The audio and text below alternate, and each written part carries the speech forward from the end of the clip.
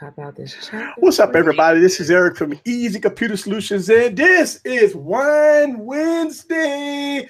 I hope you got y'all wine, and I got the lovely ladies in the building, the premium VIPs that's always here every week, except Fox Mamba. We gotta do something about that. But we got the ladies in the building.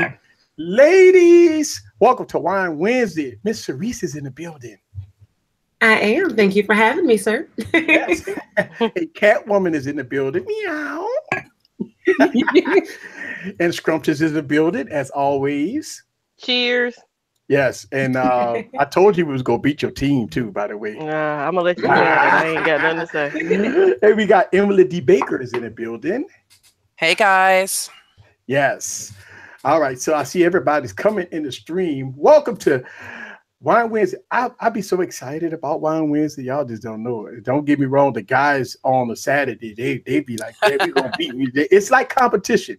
It'd be like competition. They be scheming on y'all ladies on the weekend. I gotta be honest. I don't spend my week thinking about if we're gonna beat Saturday because it just kind of happens. Right.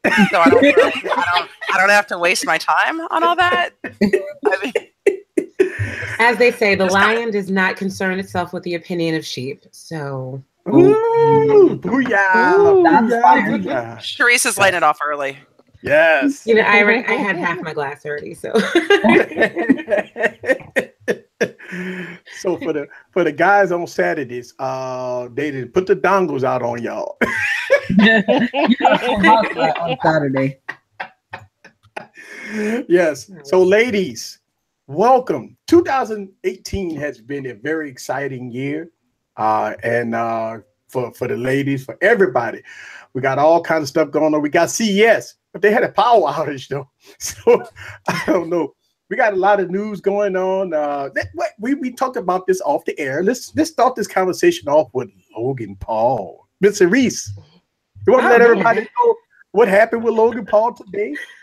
Okay, so for those of you that don't know the backstory, super concise version, Logan Paul is a gigantic YouTuber. He has something like 15, 16 million subscribers. And he started off his new year by going to the Japanese suicide forest and thought it'd be smart to film there, and subsequently stumbled upon a dead body that he decided to include in his daily vlog video for God knows what reason. Immediately received a ton of backlash about it, and today's the 10th, so about 9 days down, I think in a matter of a few hours, a couple hours, but the backlash was instantaneous. Other people had already downloaded it, saved it, using it in their own videos. He did issue an apology, and YouTube issued a statement.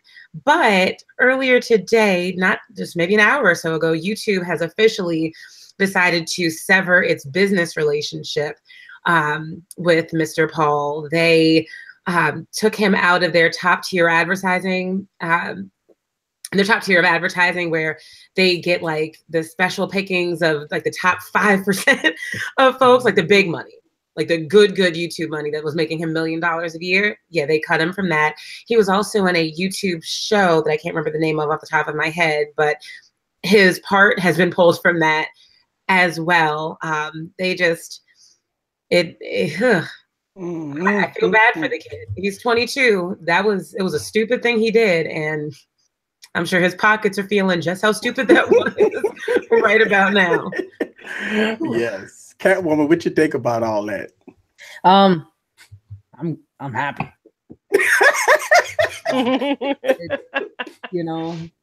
What he did was really bad, and he needed to suffer the consequences. I think that them stopping his YouTube Red stuff and then taking off the top tier payment on YouTube, that's pretty lenient. I think it's very lenient. So the fact that he even still has a YouTube channel, he should be grateful for that.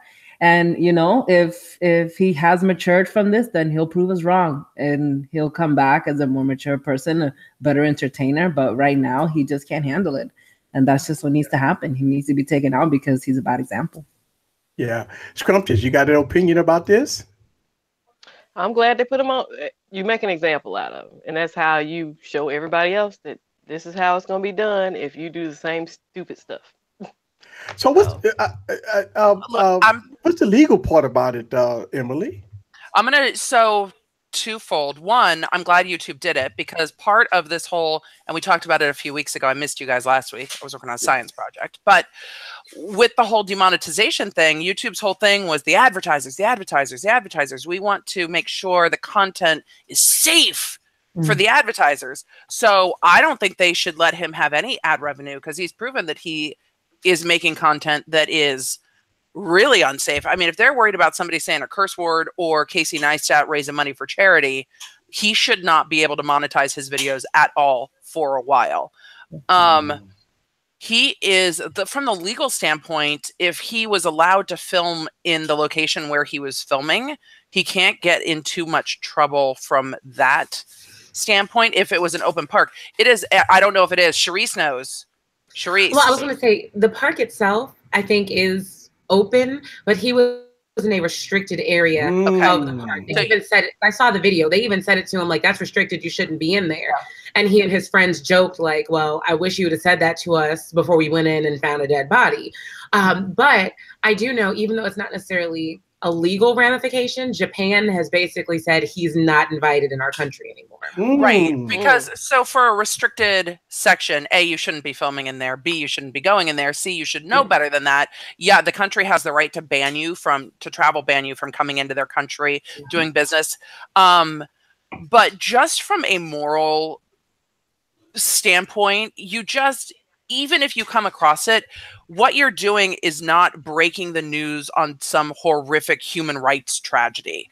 I mean, there are different contexts for when you're going to show something like that. He's doing it for entertainment and making fun and wearing that stupid hat. That's the only screenshot I saw of him. I did not watch the video. Suicide is a hot trigger button for me, and I've seen plenty of dead bodies in my previous line of work. So I just think that this is not you breaking the news. Right? This is not you shining a light on something that's unknown. This is you using something and trying to maybe not glorify it, but at least make it entertainment. And it's sensationalize it. Thank you. And it's not. And I don't know. I think that when you have as big of a platform as he does with as many followers, and we know this, a lot of the hardcore YouTube followers are what, 12?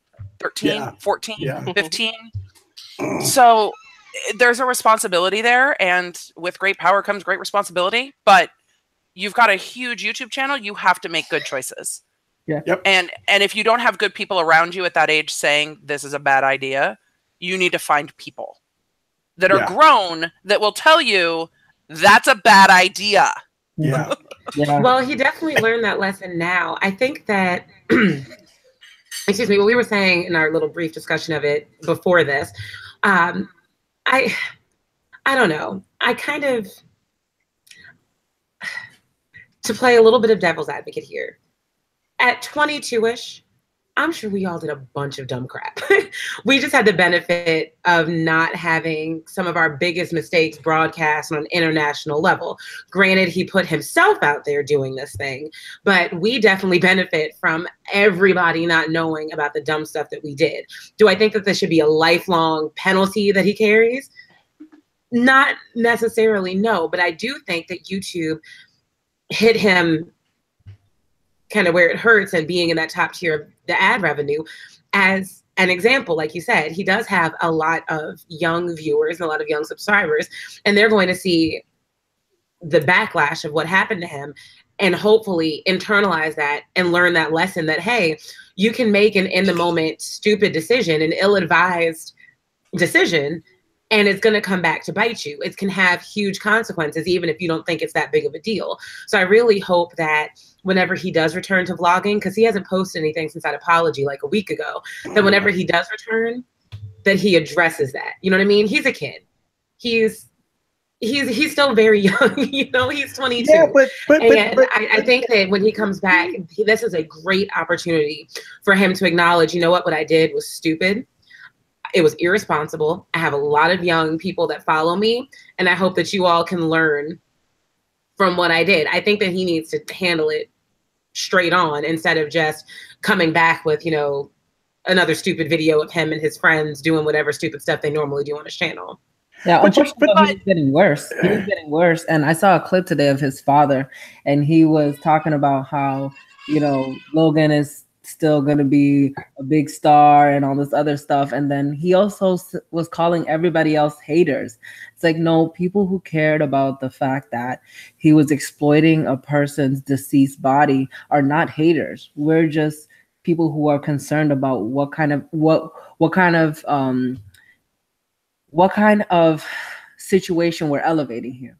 We shouldn't elevate anybody like him. And here's the thing. I didn't see the video. I didn't look for the video. I saw some of the news stories.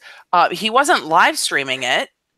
He didn't just stumble across and go, oh my God, like some of the news channels that accidentally broadcast car chases that end in suicide and stuff. He wasn't live streaming it. You guys make YouTube videos. You film it, you download it, Yep. you edit it, Yep. you put it together, Yep. you upload it. It's not like it's a 30-second, 15-second, 5-second split decision. Mm-hmm. This is what you put and take out of your videos is always a conscious choice. Yes. You guys know that. It's a conscious choice. He made the choice to put it in and exploit it.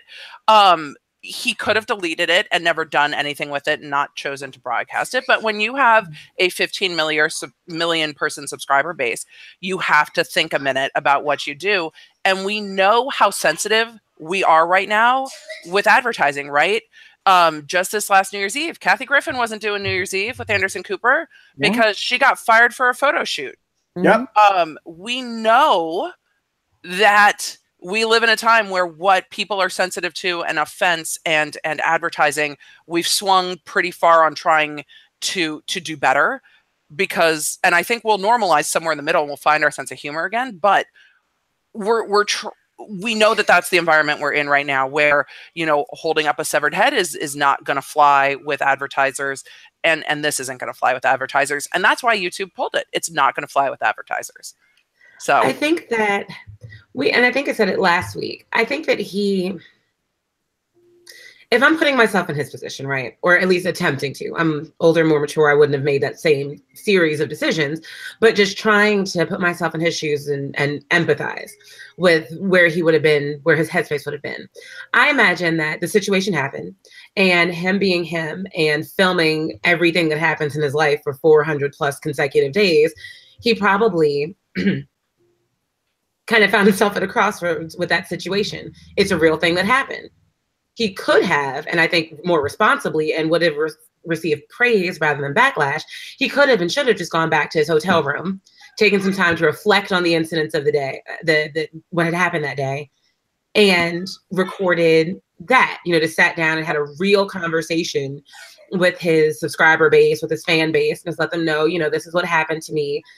This is kind of how I'm taking it. I'm still in shock. If my words don't come out right, then I'm sorry, but this happened to me. And if you're going through something like suicide's very real.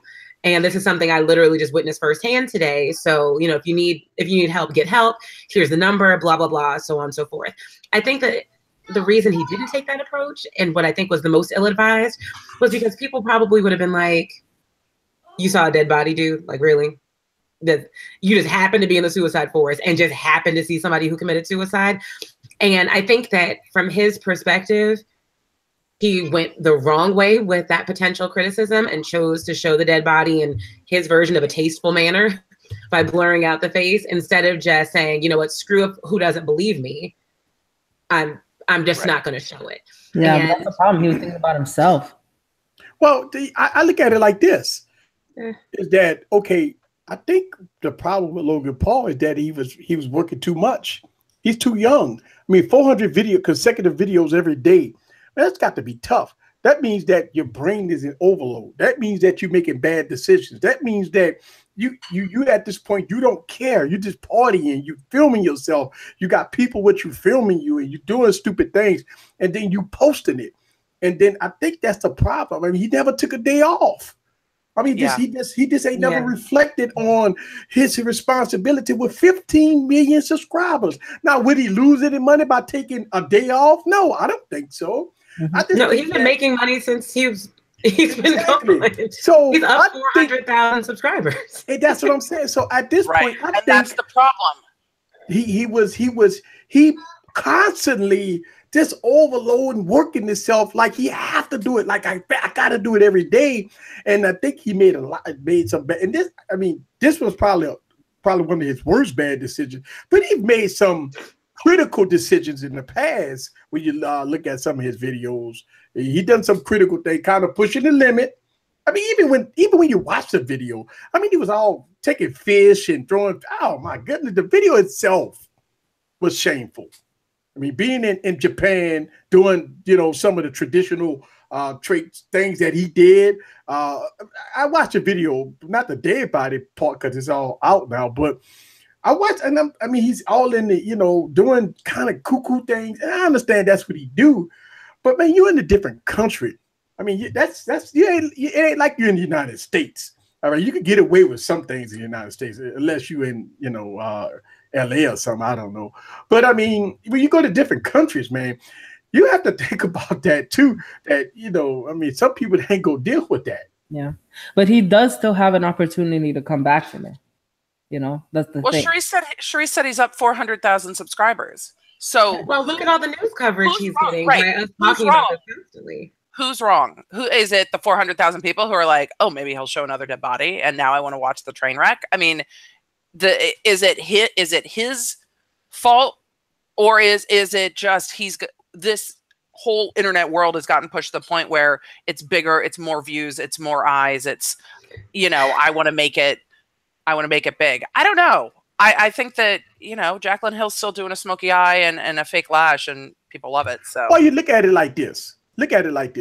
Educational videos get no views. Drama videos get views. That's the whole. If you even look at the Facebook, you look at my YouTube channel, y'all YouTube channel, right? Y'all do excellent videos, good tutorial videos, but you don't get millions of views. But right. As soon as you have what is called world star type video where you got people fighting, you get an endless amount of views. So I think the society don't want the educate. I mean, even though YouTube wants the educational video, but they don't push it because why push that when the drama sells, right? So I don't know. It also depends who has the time to sit down and watch tons of videos on YouTube. YouTube is the number one thing right now. I mean, look, more people watch YouTube than TV. So YouTube is the platform. YouTube is the platform. It's not just kids that are watching YouTube videos. I mean, there are plenty of people who see the entertainment value. There are whole TV shows. Like I just stumbled upon a subsection of YouTube I didn't even know existed. People that are literally just kind of making like their own TV shows on YouTube. Like,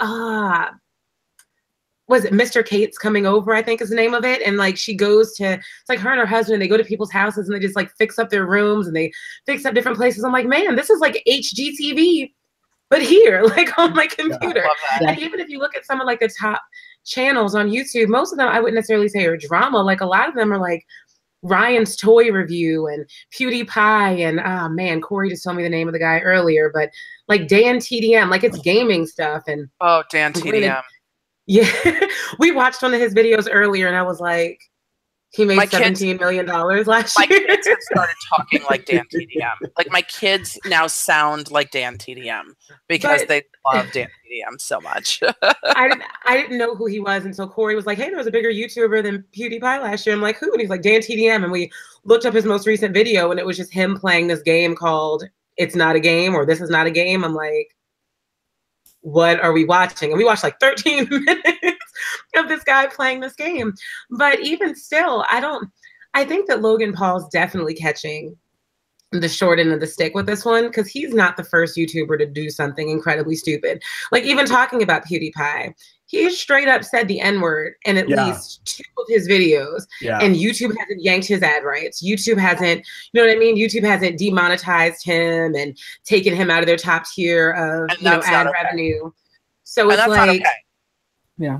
And that's not okay. I think that it is. I think they're kind of cherry picking based on the level of the outrage at this point, because that wasn't cool for PewDiePie to say, and people were legit outraged by it, and he got nothing. I don't even know if his channel got a strike from it. I know that if you get like 3 strikes in a month and your channel's gone, but I don't even think he got one from anything I saw, which is. And you know what's so funny? I got a strike this for yeah. I was doing a Apple video. I always listen. I got 2 strikes from Apple. All right. Every time I do a Apple event and I do the keynote address, next thing you know, I get a strike and a video pulled down. So wow. I'm sitting on 2 strikes. Are you redoing copyrighted stuff? Are you doing commentary? Well, I'm doing commentary. Commentary as the keynote address is showing live. Right. We doing commentary, and I got the keynote address playing in the background as I'm doing commentary, and that's why I don't do it anymore. Now everybody else I could do it, Samsung, all the other tech channels, but as soon as I do an Apple event, I get sliced. So that's. But I got and my strikes are gone because I haven't done them in so long. But yeah, I won't do any Apple events anymore. Yeah. But I mean, when you talk about PewDiePie, all right, now PewDiePie actually made a video about Logan Paul. PewDiePie said that he made his mistakes and he owned up to it and stuff like that. So I mean, I don't know, man. Is this? I think the YouTube world, because you gotta think about it. Is YouTube becoming this big phenomenon that is actually taking over TV? Because if you look at it, you got subscription base coming. We talked about this a few weeks ago. All the subscription base, you pay $35 and you can get live NFL and ESPN, and you get some YouTubers and all that stuff like that. So, I mean, is the YouTubers going to take over where TV is failing at? Because everybody got you. I mean, it's a big platform. I mean, I don't know. Well, it's much easier to record something and get it up on YouTube than it is to get a TV show on TV.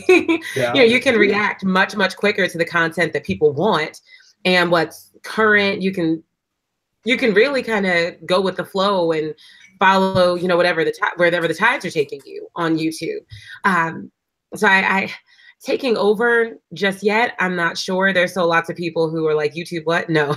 And there are other people whose internet's super slow, so they don't use YouTube as much. But I can definitely see and hope it kind of gets there. I think that YouTube is an excellent opportunity for content creators that otherwise wouldn't have been able to share their talent with the world, to get on here and do that. Before YouTube, really, what was the outlet? You know what I mean? Hope that some big TV channel picks you up, hope that a network is like, hey, Emily, I love your legal expertise. Let's give you a 30-minute slot, in prime time. Hey, time. Charisse, I hear your boyfriend wants to leave you because you play video games too much. Come on, MTV. I guess maybe I'm not the right one to talk about this. But what? I think we need competition though. I know YouTube is becoming a big platform. We're hearing that a possible Netflix competitor, and we need this because here's the thing, man. YouTube sometimes isn't fair. I mean, you can post a great video, and it doesn't get pushed by YouTube, right? And you can have somebody that has a big channel and post crap, and it get pushed by YouTube. Right. Is it fair? That's the point. It's a total unbalance with YouTube, right? Because you got people that work very hard, like you guys. Y'all ladies work hard. I see y'all videos, and y'all post videos, and it doesn't get that push. But somebody can make a cuckoo video, say, "Hey, my name is so and so," and the video in 2 minutes. And it's at the top of the food chain. This is my point. I think the hardest working YouTubers, to me, it's the smaller YouTubers. And I think a lot of the big YouTubers, these get lax. Yeah, I got 15 million subscribers. I ain't got to do nothing but post crap. And all of a sudden, it'll go get pushed either way. Yeah, I think, well, A, I think there's going to have to be a competitor, but B, I think YouTube opens up conversations that we don't otherwise have. It allows us to talk about things we don't otherwise talk about. Most of the YouTubers I watch get on YouTube and talk about, I have a little bit of social anxiety. I don't always love talking to people face to face. I love being able to share from my house what I love and what I'm experiencing. And it opens up the world a little bit, and it opens up conversations that we wouldn't otherwise have. And I love that. But I do think that discoverability is a problem. I mean, you can spend all day researching keywords, and it's a hit or miss. I do think there's going to be a competitor. It's either going to be Netflix or Amazon, right? Or they're going to buy somebody else who comes up. But it's just hard because there's some of these other platforms other than Twitch, which is its own thing. There's some other platforms that keep reaching out, and I'm sure you guys get them too. Hey, come post your videos here. Hey, come post your videos there. And it's the same crap. So far from all the other platforms I've seen, YouTube still has the highest quality videos and content creators making high quality videos along with the crap. It's not just pure clickbaity, people getting kicked in the nuts kind of stuff. Yeah. And it reminds me of Idiocracy. Have you guys all seen my favorite movie, Idiocracy? Yeah. Out my balls. Like, that's like, I just don't want us to end up there. Like, if we just don't end up there where every video on YouTube is like a cat kicking somebody in the balls, I think we'll be okay. Just saying. I don't even have a drink yet. You got to get a drink. I'm drinking because it's kind of cold in California and it rained even. I'm making hot apple cider with spiced rum tonight, so I'm very excited.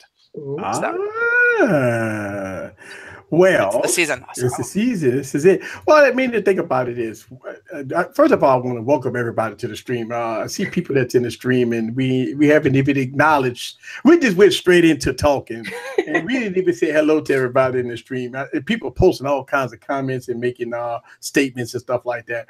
So I want to welcome everybody to the stream, and just see we got Corey in the stream. We got Big House Productions in the stream. Art Dog is in the stream. Jason Tanner is in the stream. And we got 10-minute tech review is in the stream. And you know what? When you say kicked in the ball, this is so funny. I actually watched the YouTube. It's old stuff. They used to have a show that called Kicked in the Nuts, right? And this guy, this clown used to run around and he just kick random people in the balls and run. I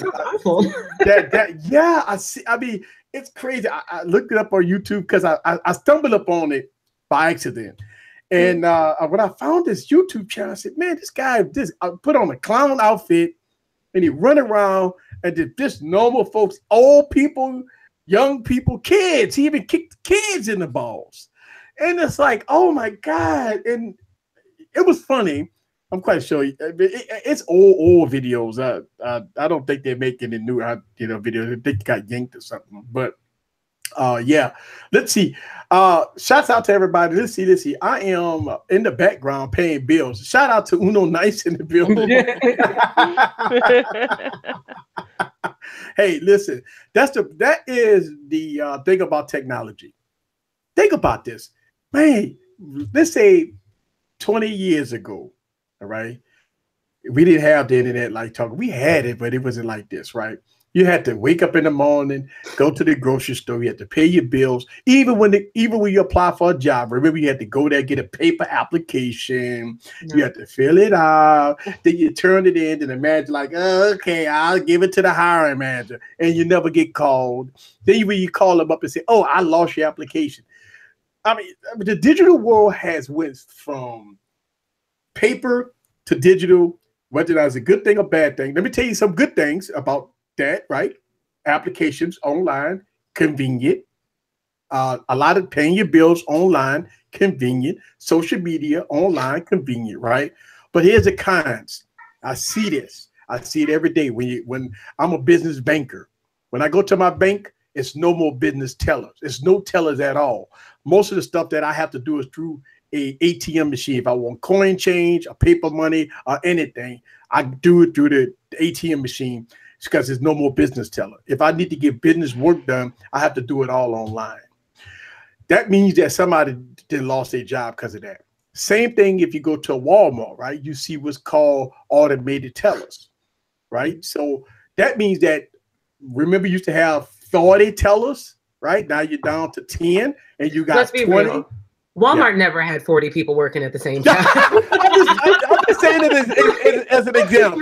I'm just saying it as an example. Like we start to see technology is good and it's bad because now technology is taking over some of the human things, right? That we used to make money from, bank tellers and people that work as cashiers and stuff like that. Right now, it's no more that. And now you see retail outlets like what is Dillard's and all they all closing down because everybody order everything online.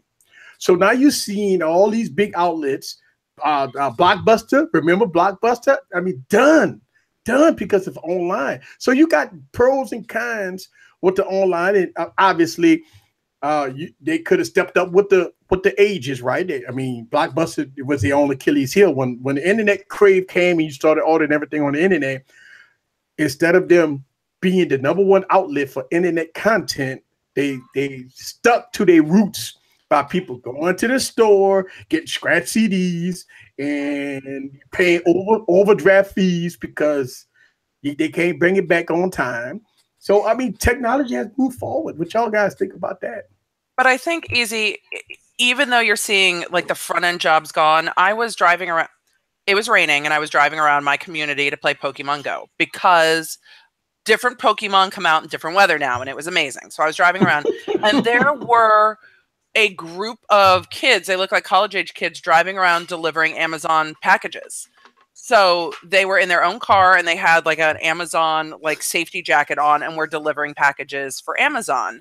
I saw the same thing. I was down at Cal State Long Beach and they had the colleges have those huge Amazon locker drop-offs, and different college kids that went there were going to pick up the packages and bring them back and distribute them. So different jobs are being created.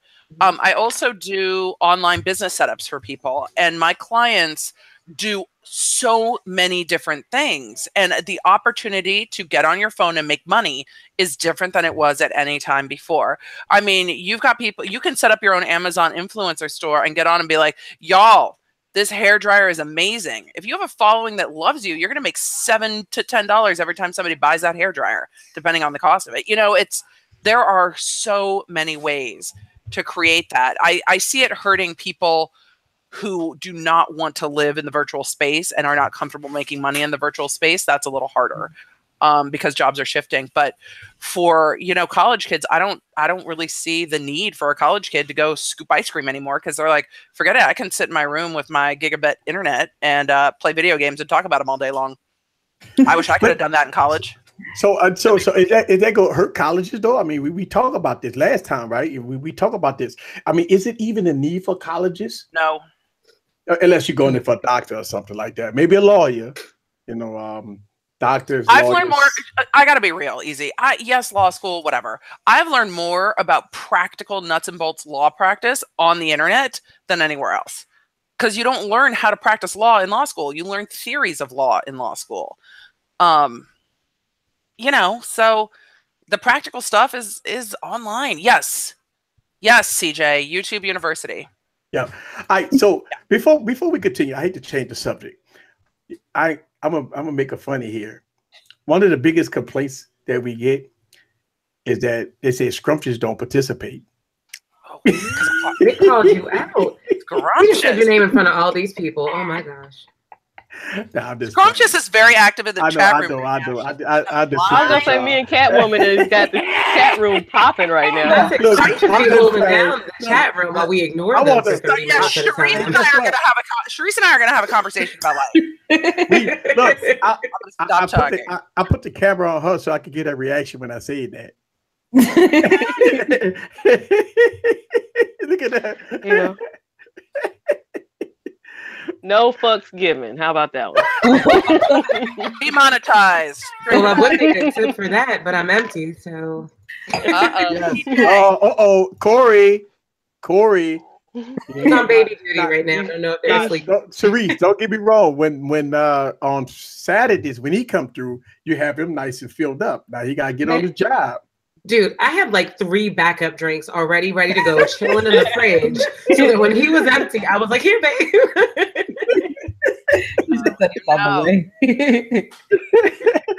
He put in the chat, I'm on the way. Oh, I hear a door open and the baby crying. He must be coming.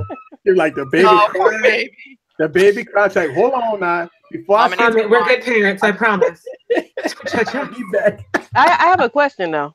Because everybody in the chat was talking about this Huawei AT&T thing, which I know nothing about. Oh, yeah. So what happened with that? All right. So what happened was, as Huawei started the event, AT&T gave them the middle finger and told them that they wouldn't go support their device at the AT&T store. And I saw some videos that when they was giving the keynote address, the CEO of Huawei went off script, and he talked about how they're the number 3 company in the world, and for some strange reason in the United States they can't get recognized as AT&T pulled the support. Now we've heard that Verizon Wireless might do something with them, but the AT&T, and some people blaming the Trump administration and the things going on with Putin and all that stuff. And so you got all kinds of speculation, but the fact of the matter is that AT&T, and look, here's the thing, I'm gonna play devil's advocate on this, right? As a business, for $800, that's how much that device go cost. For $800, do you really think that the average person will buy a Mate 10? That's the whole thing. I mean, it's overpriced.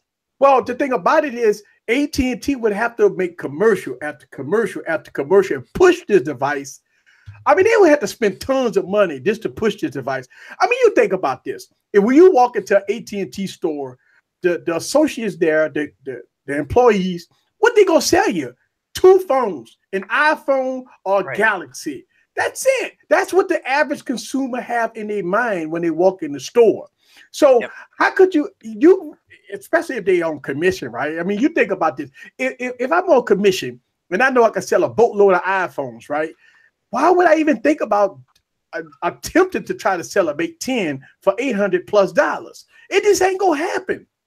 So I think with AT&T, and listen, again, devil's advocate, I'm talking from a business perspective. Look at the X on M. Has AT&T sold a boatload of X on M's for $700+? I look at it like that. I'm looking at that. It may be a Trump deal, dealing with China and all that stuff, dealing with all kinds of issues overseas. But I just think from a business perspective, that will the device sell? That's it. It's from a business perspective at $800+, and will the device sell? And to me, no. I have a question for you, because people were saying that Samsung had something to do with it. Is that true? I mean, why? Maybe so or maybe not. But you think about it like this: why would Samsung have anything to do with it? I mean, they sell a boatload of S8s, and right now, think about it: the S8 probably gonna be cheaper than the Mate 10. So if a customer walk in the door and say, "Okay, I got a Mate 10 for $800+, oh, but I could give you this S8 for $600," right? I mean, what the average consumer don't know about specs, they don't know about how many gigs of RAM, they don't know about anything, but they know Samsung because they got a Samsung refrigerator, they got a Samsung TV, they got Samsung appliances, they got Samsung this, Samsung that, you got Samsung plastered all over the TV, right? Who the hell is Huawei? So do you think the media is instigating Samsung against Huawei? Do you think that's what's going on? I don't think it's that. I just think that the besides techies, the average consumer, and see, here's the thing: techies might make up 1%.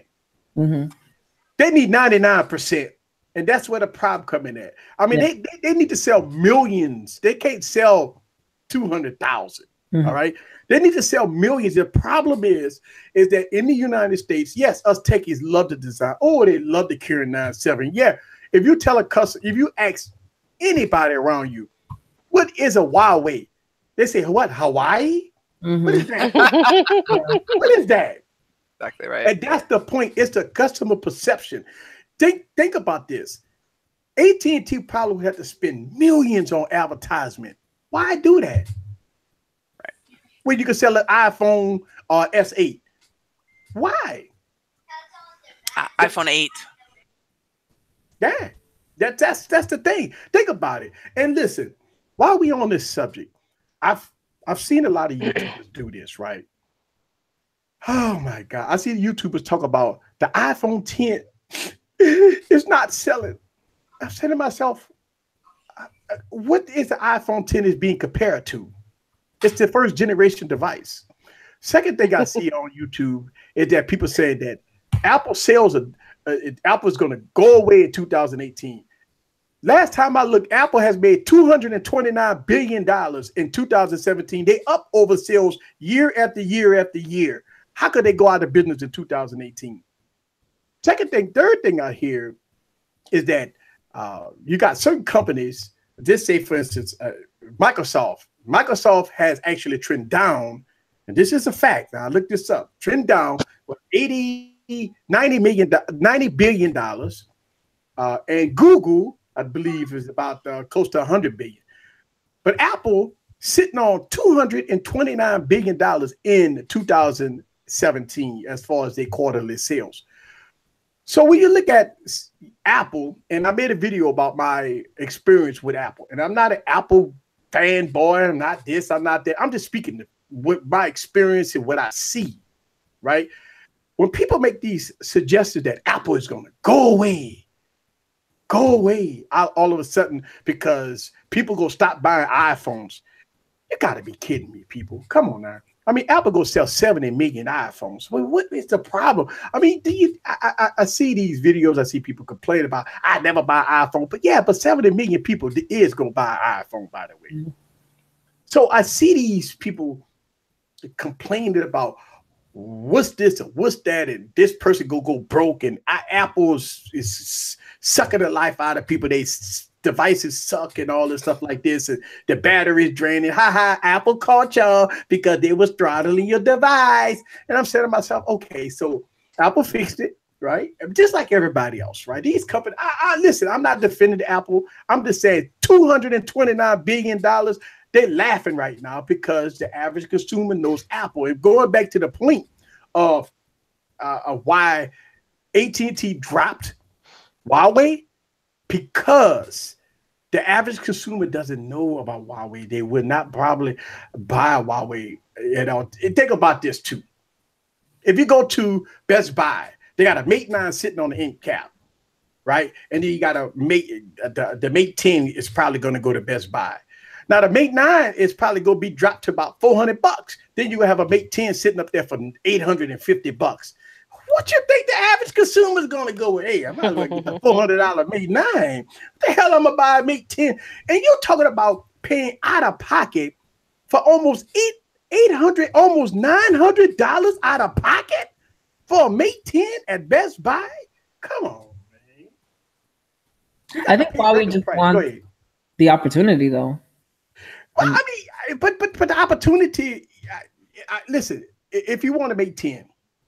You could always go to Amazon. I do understand if Huawei want to bring their product to the United States, which they already have. The Honor 8 to me is a very good device. The Mate 9 is excellent. They are the number 3 company, right, in the world. So that's a fact. But in the United States, it's totally different. Now, how could Huawei be the number 3rd player in the United States? It's going to take a lot of marketing dollars to try to change the perception of people. And AT&T probably just don't want to do that. But if Huawei came to the table with money for a deal, AT&T would do it. Yeah. Did AT&T ever said that they were going to do a deal with Huawei? Well, yeah, it was already rumored out that AT&T was going to pick up the device. AT&T and Verizon. Right, AT&T was going to pick up the device. So I think Huawei deserves a chance. I agree. I agree, but Huawei trying to get on okay, if you give me $150, you could get a Mate 10. They trying to get on the payment plans, which the average consumer ain't gonna spend $900 on the Mate 10. Because it's $800 plus tax. And I mean, listen, I'm 10% tax in Louisiana. That means I'm gonna pay almost $900 for it. Man, $900, you could buy a Galaxy Note 8. I mean, that is, I mean, you think about it. I mean, you're looking at Eric, as much as I love my Mate 10, I'm not spending $800 for it. No. That's the thing, you know. Let's see. I'm not spending $800 for it.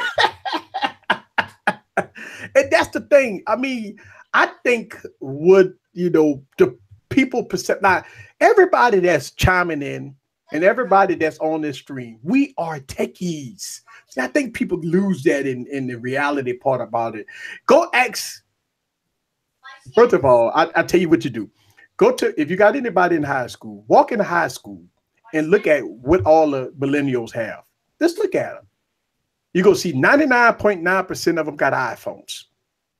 iPhones. You ain't going to see no Galaxy phones. You might see maybe a few Galaxy phones. You ain't going to see nothing else but iPhones. Whether or not it's going to be the new, latest and greatest iPhones, or you're going to see an iPhone.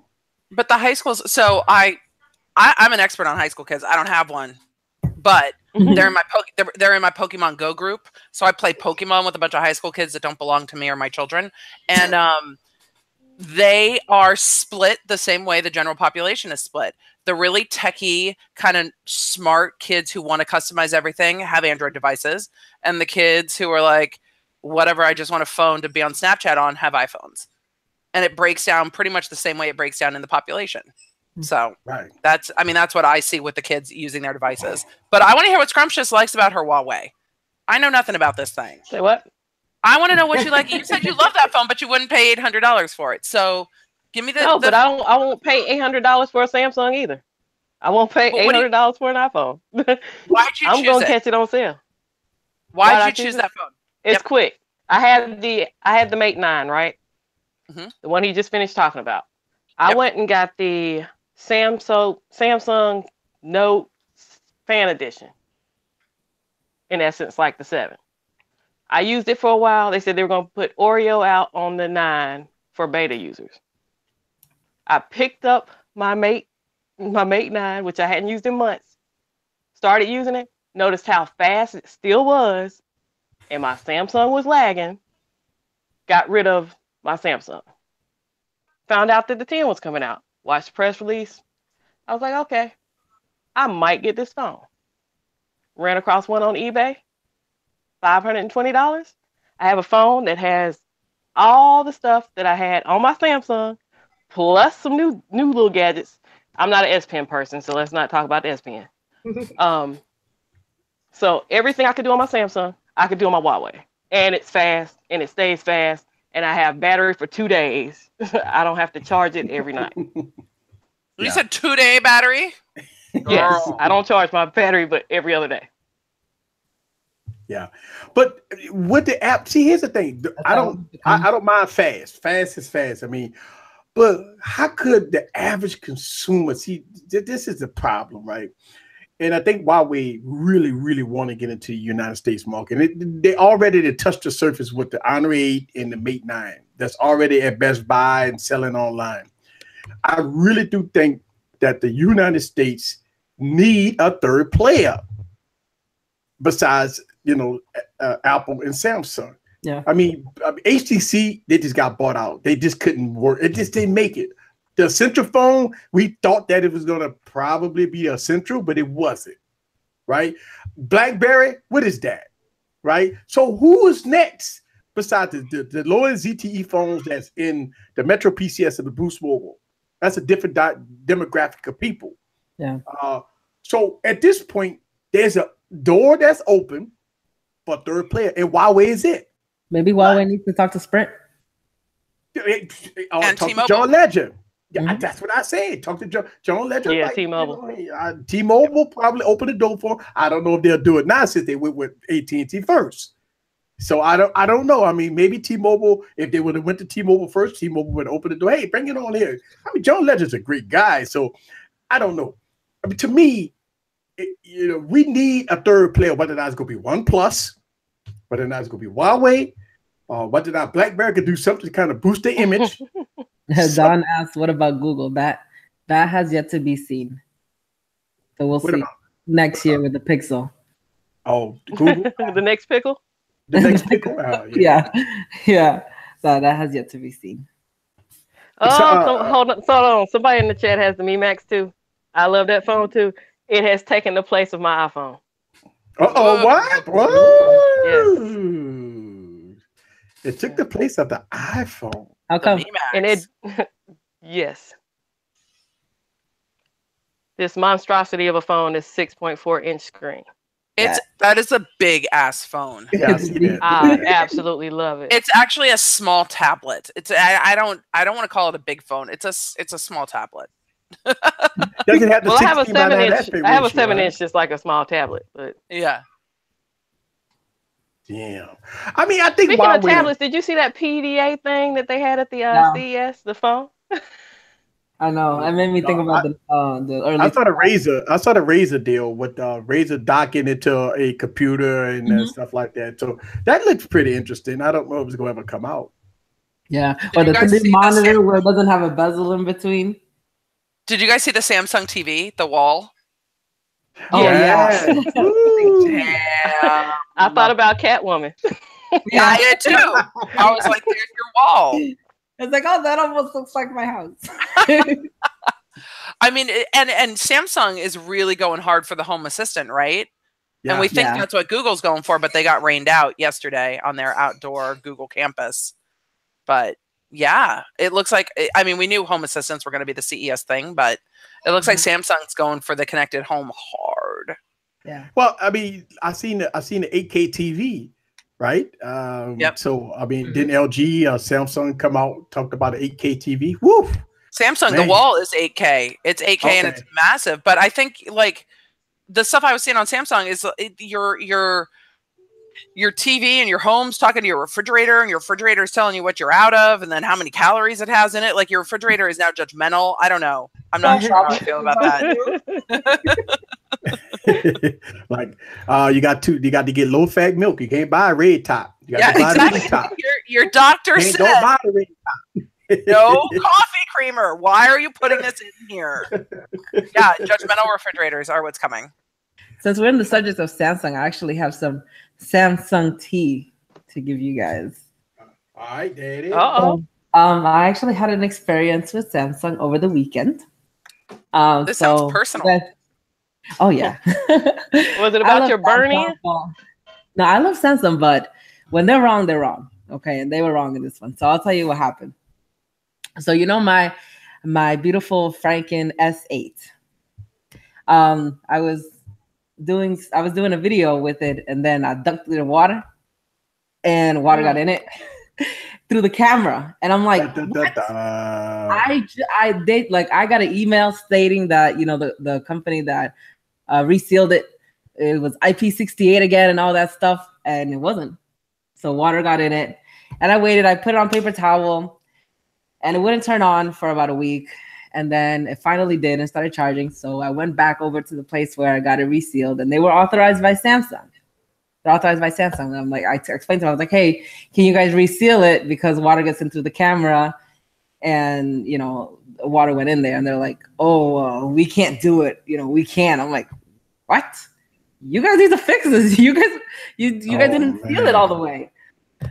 So this is basically what's happening.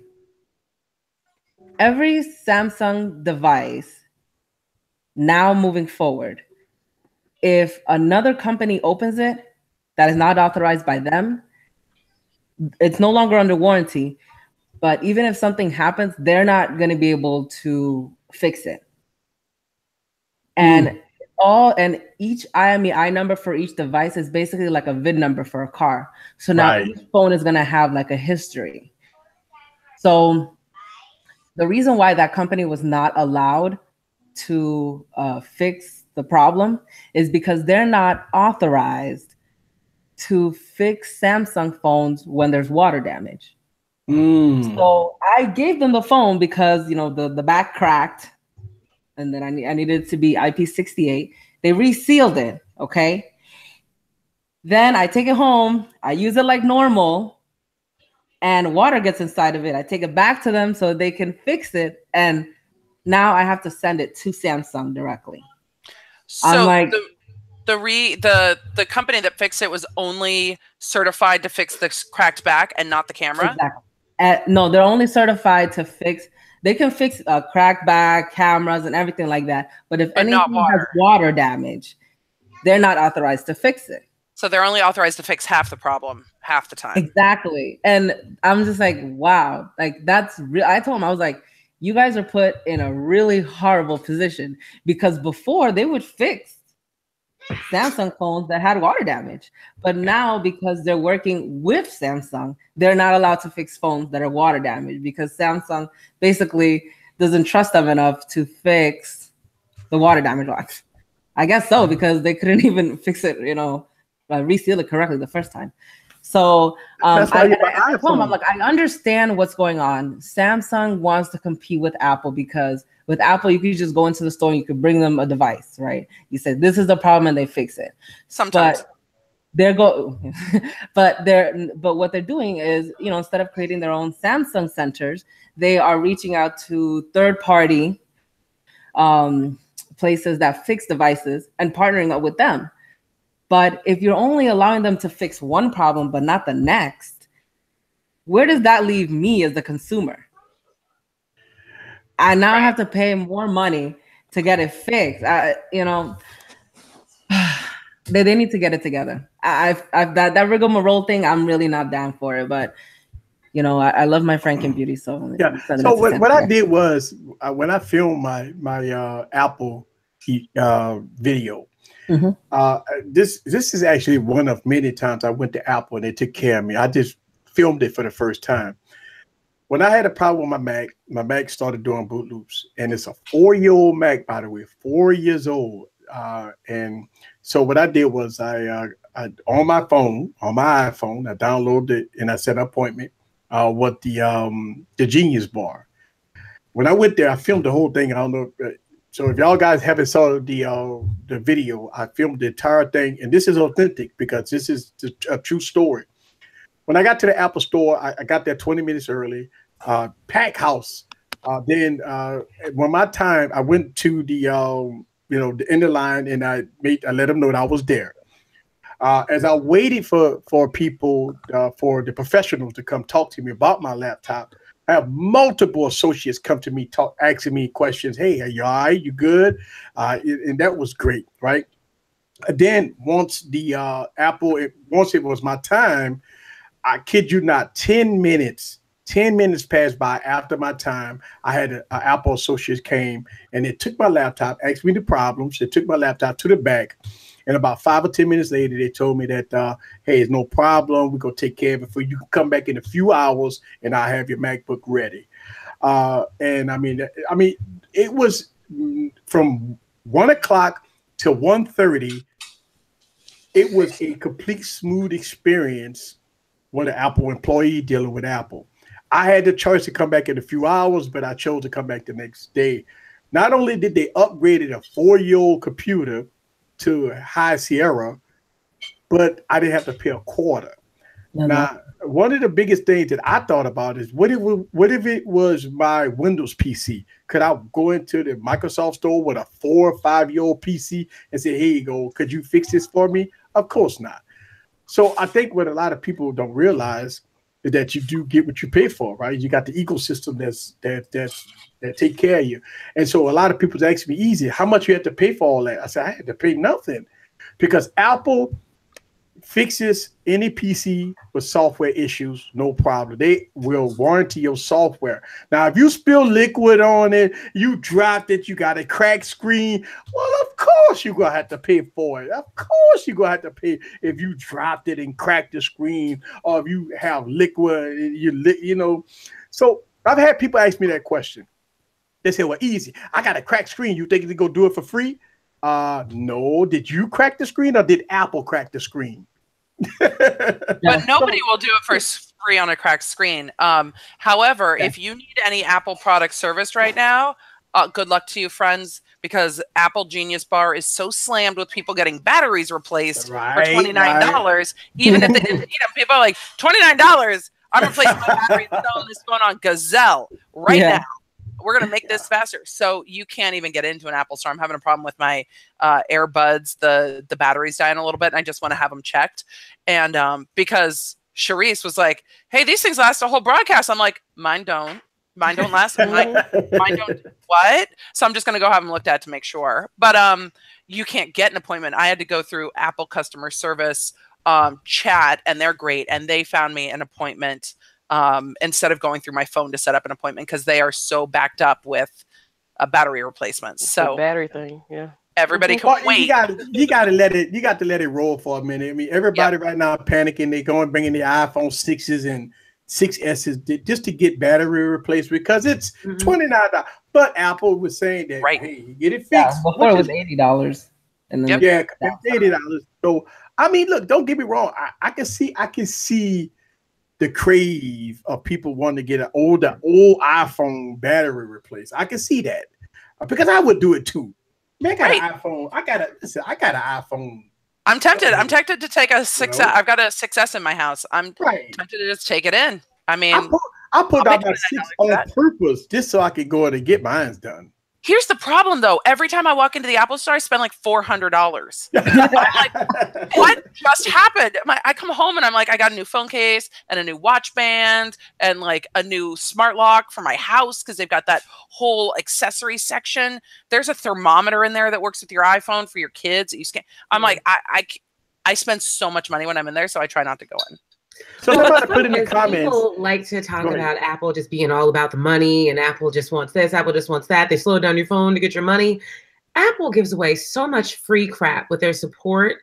It's ridiculous. Like easy, you talking about your computer, it's out of warranty. Like if it's 4+ years old, you don't have a warranty on that. They didn't have to help you for free. My mom, for example, she was she's a school counselor and she was helping to like stop an altercation between a student who had like autism and ADHD, who was just like kind of spazzing out on a teacher, trying to calm that student down in the bathroom, and her phone wound up getting knocked in the toilet and completely water damaged, wouldn't come back on. Obviously, well, she didn't have Apple Care Plus on it and was just really upset. Like, the school's not going to pay for this. What am I going to do?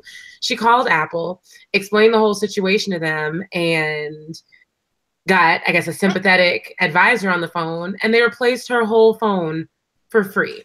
So for people talking about how, you know, Apple's just all about the money, all about the money, all they want is the money out of your pockets. No, I have like firsthand experience with multiple examples just like that of Apple being the total opposite. Yeah. Of just all about the money grab. It's same. It's happened to me. I've had stuff slightly out of warranty and they've been like, don't worry, we've got you. We don't want our products going bad. Or, hey, we haven't seen that problem. We're going to take it in so we can research the problem on this device, give you a new one, swap it out. You know, I had a phone with like a pixel issue in the back corner. They're like, here's your brand new phone. Yeah. High five. Have a good day. So that was my iPad. I was like, there's a pixel here. And they just gave me a new one. Yep. It's so funny. It's so funny. Good. My daughter, I got to go to Apple a lot. My daughter always doing something with her phone, right? No questions asked. I set up an appointment, walk in there with a phone. My daughter's phone might have problems or whatever. I don't know. She keep on talking about the battery kept dying. So I bought it to Apple. I said, listen, my daughter keeps saying the phone. Hey, no problem. 5 minutes later, I got a brand new phone. Brand new. I'm like, they take it out the box, pull the plastic off and say, here you go. Have a good day. What? Wait, what? I'm like, okay, all right. So trust me, I've had this happen to me multiple times. My daughter always said, Daddy, my phone ain't acting right. When she said it ain't acting right, I just set up an appointment, walk there and say, listen, I don't know what the problem is. My daughter said the phone ain't acting right. Next thing you know, they scan it with their little deal there, and all of a sudden they go to the back, come back with a new phone. New phone. This new phone. Hey, go have a good day. Like, what? Yeah. It's just that easy, folks. I'm talking, all right, so try that somewhere else. All right, so if I crack my Galaxy Note 8, what my Samsung space? Can I go to Samsung? Where I can go to Samsung? Can I get the new Note 8? Can you get a brand new $970 phone? Can I get a Walking new into Note a 8? store? Yeah. Can I get it? Can I walk into? First of all, I don't know when they sound. I don't have no Samsung phones in it, right? Well, can I walk in? Where my Note 8 at? Can I get a new Note 8? In 3 hours? And look, in 20 minutes? I mean, and look, Albert said, "Oh, that the infomercial." No, it's not an infomercial, man. These are facts, man. Oh, Albert. If you're not talking about the OnePlus, then he doesn't want to hear it. Right. So. I mean, listen, can I buy a OnePlus at an AT&T, T-Mobile, Verizon, Best Buy, Target, food stamp store, I don't know, anything hanging on a peg, anything? No. But I could get it. I just want to know, had my mom bought a Note Plus, or no, I'm sorry, a OnePlus rather, and the same exact thing happened to her, could she have gotten a OnePlus the same day with no cost out of pocket? Just out of curiosity. Because if that's the case, then we would be sitting here talking about that right now. I assure you. Yeah. I mean, I look, never don't get want me to wrong. drop a phone again. Don't get me wrong. When I had my problem with my OnePlus 5, I contact them. I sent it back to them. I had to wait 7 to 10 days to get my money back. All right. So, I mean, I did have a problem with OnePlus, and that's why I did review the OnePlus 5, and obviously the OnePlus 5T is out. When I first got the OnePlus 5, I took it out the box because I heard all the jello effect about the upside down screen. I took it out the box, booted it up. I saw some jello effect on it. I didn't even F around with it. I put it back. I factory reset it, put it back in the box, contact OnePlus, sent it back to them. Right. And then once I did that, I never bought a new one. Why? Why would I? I mean, it's old now, but I'm just saying. So, I mean, it is what it is. I mean, yeah, you have to wait for my money back. So I like waiting on my credit card. Like every morning, I'm checking my credit card for my refund. I mean, shit, man, you took $500, $600, man. You know what I mean? Tutor leak. Sorry, chat room. Not to cut you off easy, but I'm gonna. I always pronounce this wrong, and Catwoman always has it. But Tutor leak. Sorry, I can't pronounce your username. Was saying that we're complaining about Samsung because we live in the wrong part of North America. Because in Canada they have Samsung stores everywhere, and it takes them 7 days to get an iPhone fix in Vancouver, BC. And I'm saying I choose where to live, so I'm near an Apple store. If my husband and I ever moved in the future, if I ever move out of where I'm living now, I'm going to get on Google Maps. I'm going to put in Target, Trader Joe's, and Apple. And if I find those 3 things, I will come live there. If I do not find those 3 things, I'm out. So I have all of those within a 2-mile like radius of me. I'll come live next door to you. You chose correctly. And Starbucks. So, and somebody put in a question that Google need to have physical stores just like Apple. You're right. I mean, if Google want to have a store in the United States, they want to compete just like Apple does with the great customer service that they have. And go from let's make sure we understand one thing. Me as a tech reviewer, I review more Android phones than Apple phones any day past Tuesday. All right. So on this YouTube channel, I got almost 1,000 videos. I got at least 970 videos, nothing but Android phones and other technology. I may have about 10, 15 iPhone videos. So my videos ratio is about 90% Android and about 10% Apple. But Apple has always won me over as far as customer service. That's it, basically, right? People always complain about it's $1,000 phone, it's boring, and I'm saying, okay, so they got $1,000 Android phones, right? I mean, they got $1,000 phones. Well, I mean, in 2018 is going to be $1,000 phones, right? There will be. Yep. But with Apple, you're not just paying for the cost of this phone. You also have to, the people don't work in the Apple store for free. The people aren't manning the phones in the Apple Care call center for free. You know what I mean? All of these things do have a cost associated with them. Nobody's going to go to work for free. None of the people complaining about the cost of Apple phones work for free. So it makes sense. You get what you pay for. And whether you love it or whether you hate it, you can't deny that it's a quality product. You can sit here and troll about the batteries and the phones are dying and your phone's getting throttled, blah, blah, blah. But you really can't deny that the iPhone's a quality product and that there's excellent customer service to back it. You can't. And if you do, I'm sorry, you're just a 100% hater because it's just a fact. And Apple made $229 billion, by the way, beating everybody in the tech space. Right, because people like the product. If the products weren't quality, people would stop buying them. The products are quality, they're easy to use, and the universe is fantastic. So I will have my MacBook Air, my MacBook Pro, an Apple TV, an Apple speaker HomePod whenever it comes out, Apple AirPods, an iPad Pro, an Apple Pencil. Like I am in the universe, but I love it. But I mean, I don't apologize for that. I love that universe, and it works. But right, you think about this. If you're going to be in the Android ecosystem, you pick one, right? Whether or not you're going to be Samsung, Samsung go have this almost the same kind of inquiry as Apple, right? You got the Samsung TV, you got everything that Samsung can do that Apple could do as far as syncing with your TVs and stuff like that. So that's a solid ecosystem. So Samsung gonna be a solid ecosystem. If you go the Google route with the Pixel, now that's gonna be, you know, if you like stock Android, that's gonna be the way to go if you like stock Android. But to me, if you're gonna go Samsung has the ecosystem just like Apple. So, so I think what people fail to realize, I think people get all upset about, Samsung got better devices than this and that, the other, and Apple sucks and stuff like that. Let's talk about the price. People always say the price. Isn't Samsung prices comparable with Apple right now? Yeah. Right now, isn't Samsung product comparable with Apple? Whether or not you're in the same ecosystem, if you're in the Apple ecosystem or you're in the Samsung ecosystem, whether or not people believe that Samsung give you more for the money besides Apple, and Apple people probably say, guess what? I could do the same thing that Samsung could do. So is it true that in the ecosystem of Samsung, you get the same thing as far as pricing as an Apple device? Right now, yeah. So what I think that thing, I don't know. I hear this all the time. Oh my God, it's like, oh my God, you be killing me. A Samsung. But people complain about Samsung lagging, and oh my God, my Samsung device is lagging. I can't get no updates. I'm sitting on Nougat when Oreo been out for September, October, November, December, January. 5 months.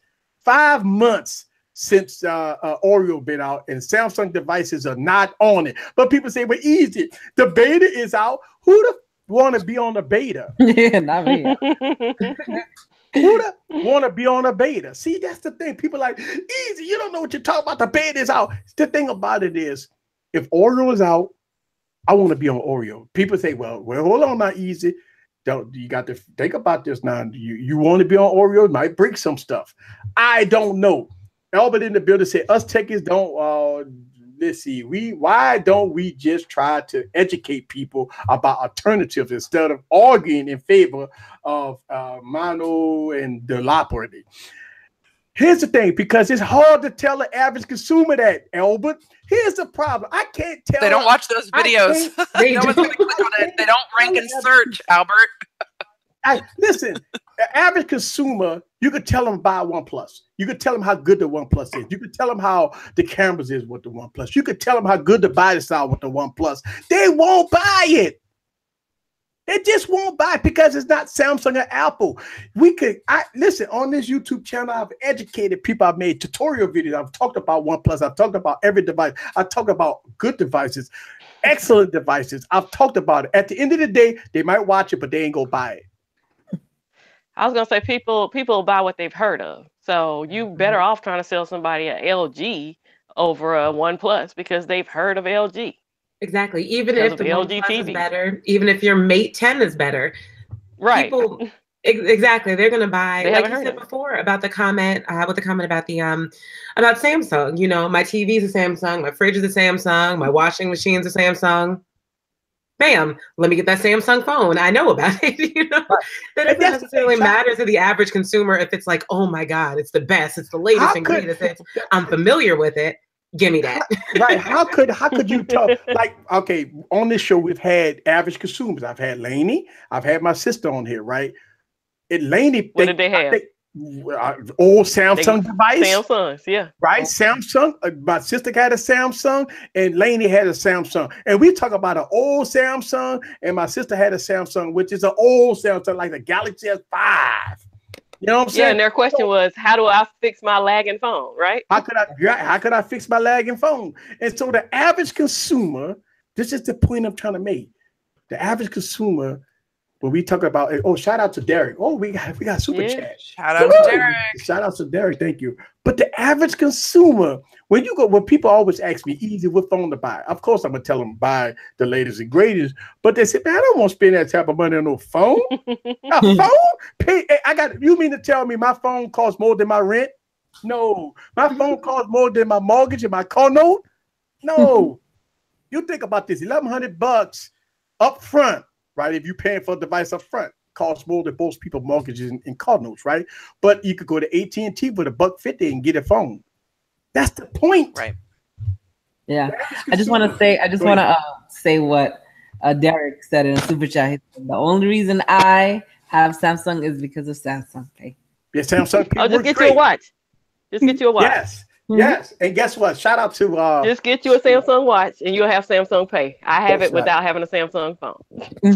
So shout out to listen. A lot of people have been asking me, easy. Why don't you get a Galaxy Gear or something? All right, I got it.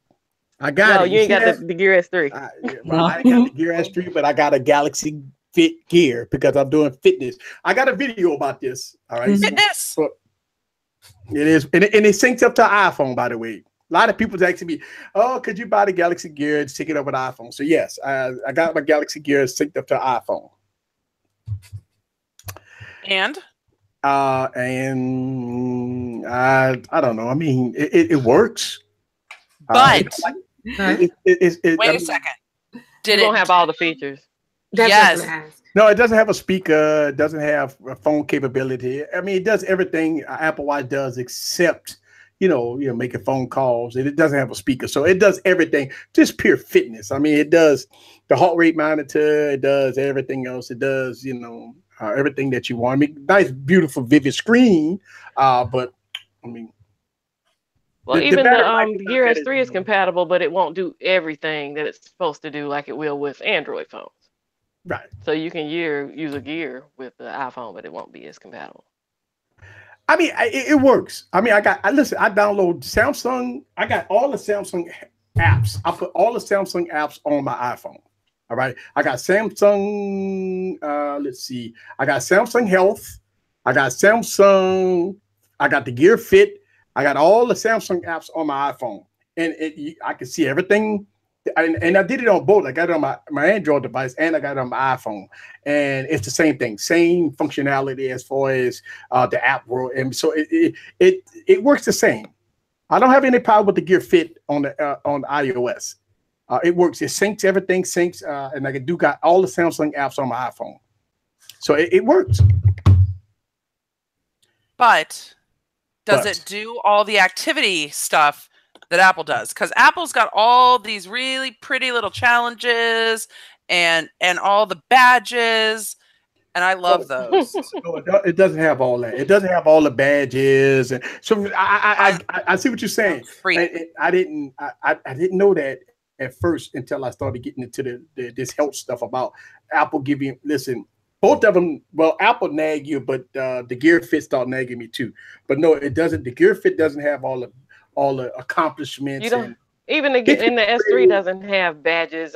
You don't have badges. Yeah, you can get awards. No. You get goals and check marks. And stuff. You get goals and check marks. Yeah, but I have more workouts on my Gear S3 than I did on my Apple Watch. So specific workouts within themselves, and it's customized workouts too. But you can do that now in the new iOS, in the new watchOS with other. Yeah. You can do some more customized workouts. I found that yesterday. Yeah. But I do wish that there were more customized workouts that I could maybe edit from my phone, in the Watch app and save. That way I'm not always having to do another workout. So I do think it's pretty dope that they have more options, Kimmy. Yeah. Yeah, because I can edit it in the Watch. I don't need my phone to edit the workout. You can only edit it from your Watch. Yeah, but I'm saying it would be cool. No, I can do it from my Huawei. My Huawei connects to my Watch too. So y'all ladies talking about stuff. I have to go to the men's room. Okay. Did you guys, any Apple Watch users, did you guys do the New Year's challenge? I loved it. I did it. I still have mine. Cherise, I haven't finished it yet. 7 days in a row, girl. You can do it. I can, but I've been stuck in training. They have me at work. I'm in a training for the next 2 weeks from 10 in the morning until 7 at night. So it's totally throwing off my normal schedule, but it'll get done. It's just not yet. I gotta get my fitness in. I love it.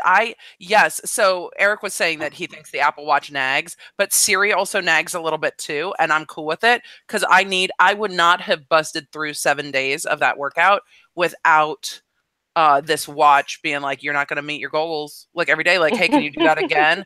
I wouldn't have done it. And now my pants are too loose. And my husband today was you need a belt. And I'm that was 7 days of me actually consciously making an effort because I wanted the damn badge. I'm very motivated. I am very motivated by being able to see all these little pretty badges up in my phone. I am highly motivated by that. Apple's got my number, but the chat room is sick of hearing us talk about Apple. I know. At least should we talk more about CES? So yes, let's do that. CES, ladies, or anything else? Catwoman? I want to. Yes, Samsung Pay uses debit cards, Gary, and credit cards. You know what, guys? I used my Apple Pay on my Messenger, Apple Pay and Messenger today for the first time because I went out to brunch with a friend and like a moron, I forgot my wallet. And I was like, oh, here you go. It was so easy. And that uses your debit card too. It was so great. But you can choose to let it use your credit card. Better than Venmo.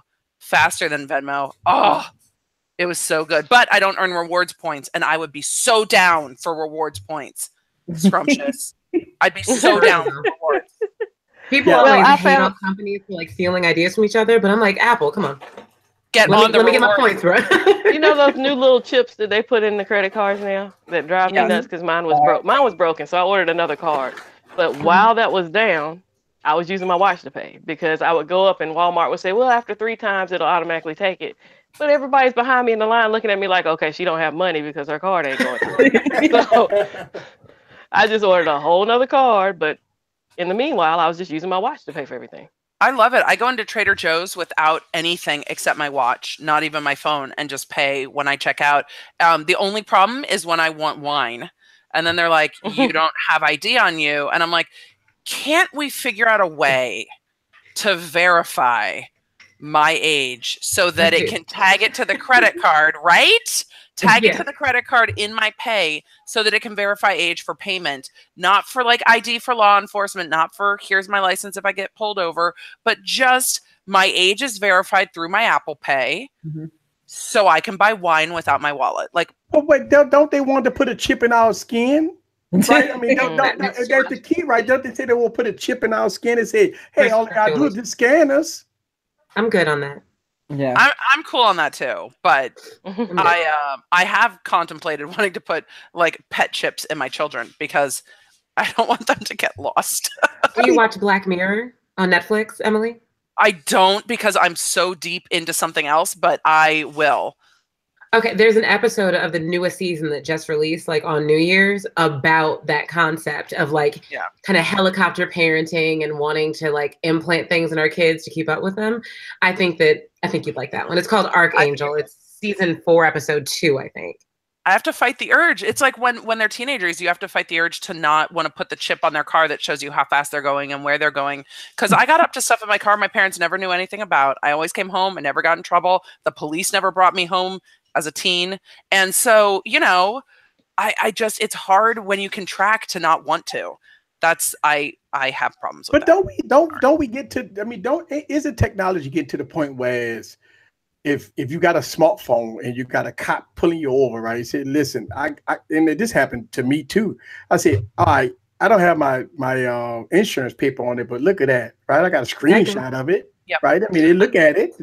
You're good. You don't have to keep that on you. I mean, same thing with like your driver's license or something. So you drive like, hey, there you go.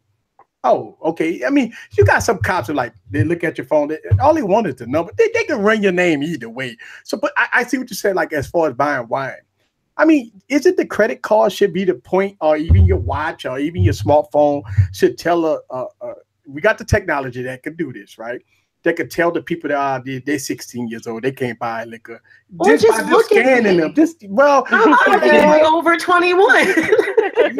yeah. But I've seen episodes of the Chris's Knows Best, right? And their daughter like was 16 and she looked at like 25, right?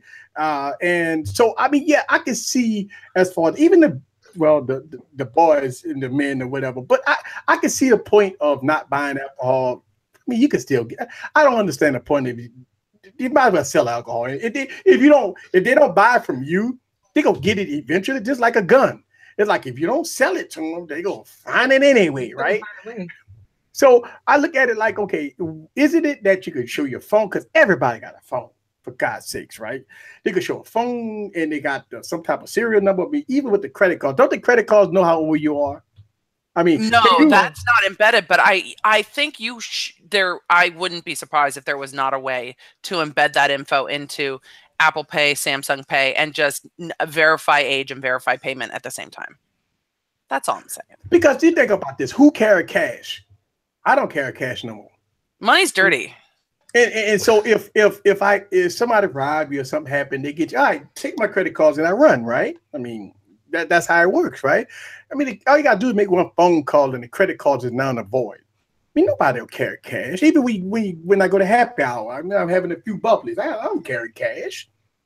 You know, so not to mention, you don't have to rob me on the street to get my credit card number. There are easier ways to get that to obtain that information. I mean, do y'all really carry cash in 2018?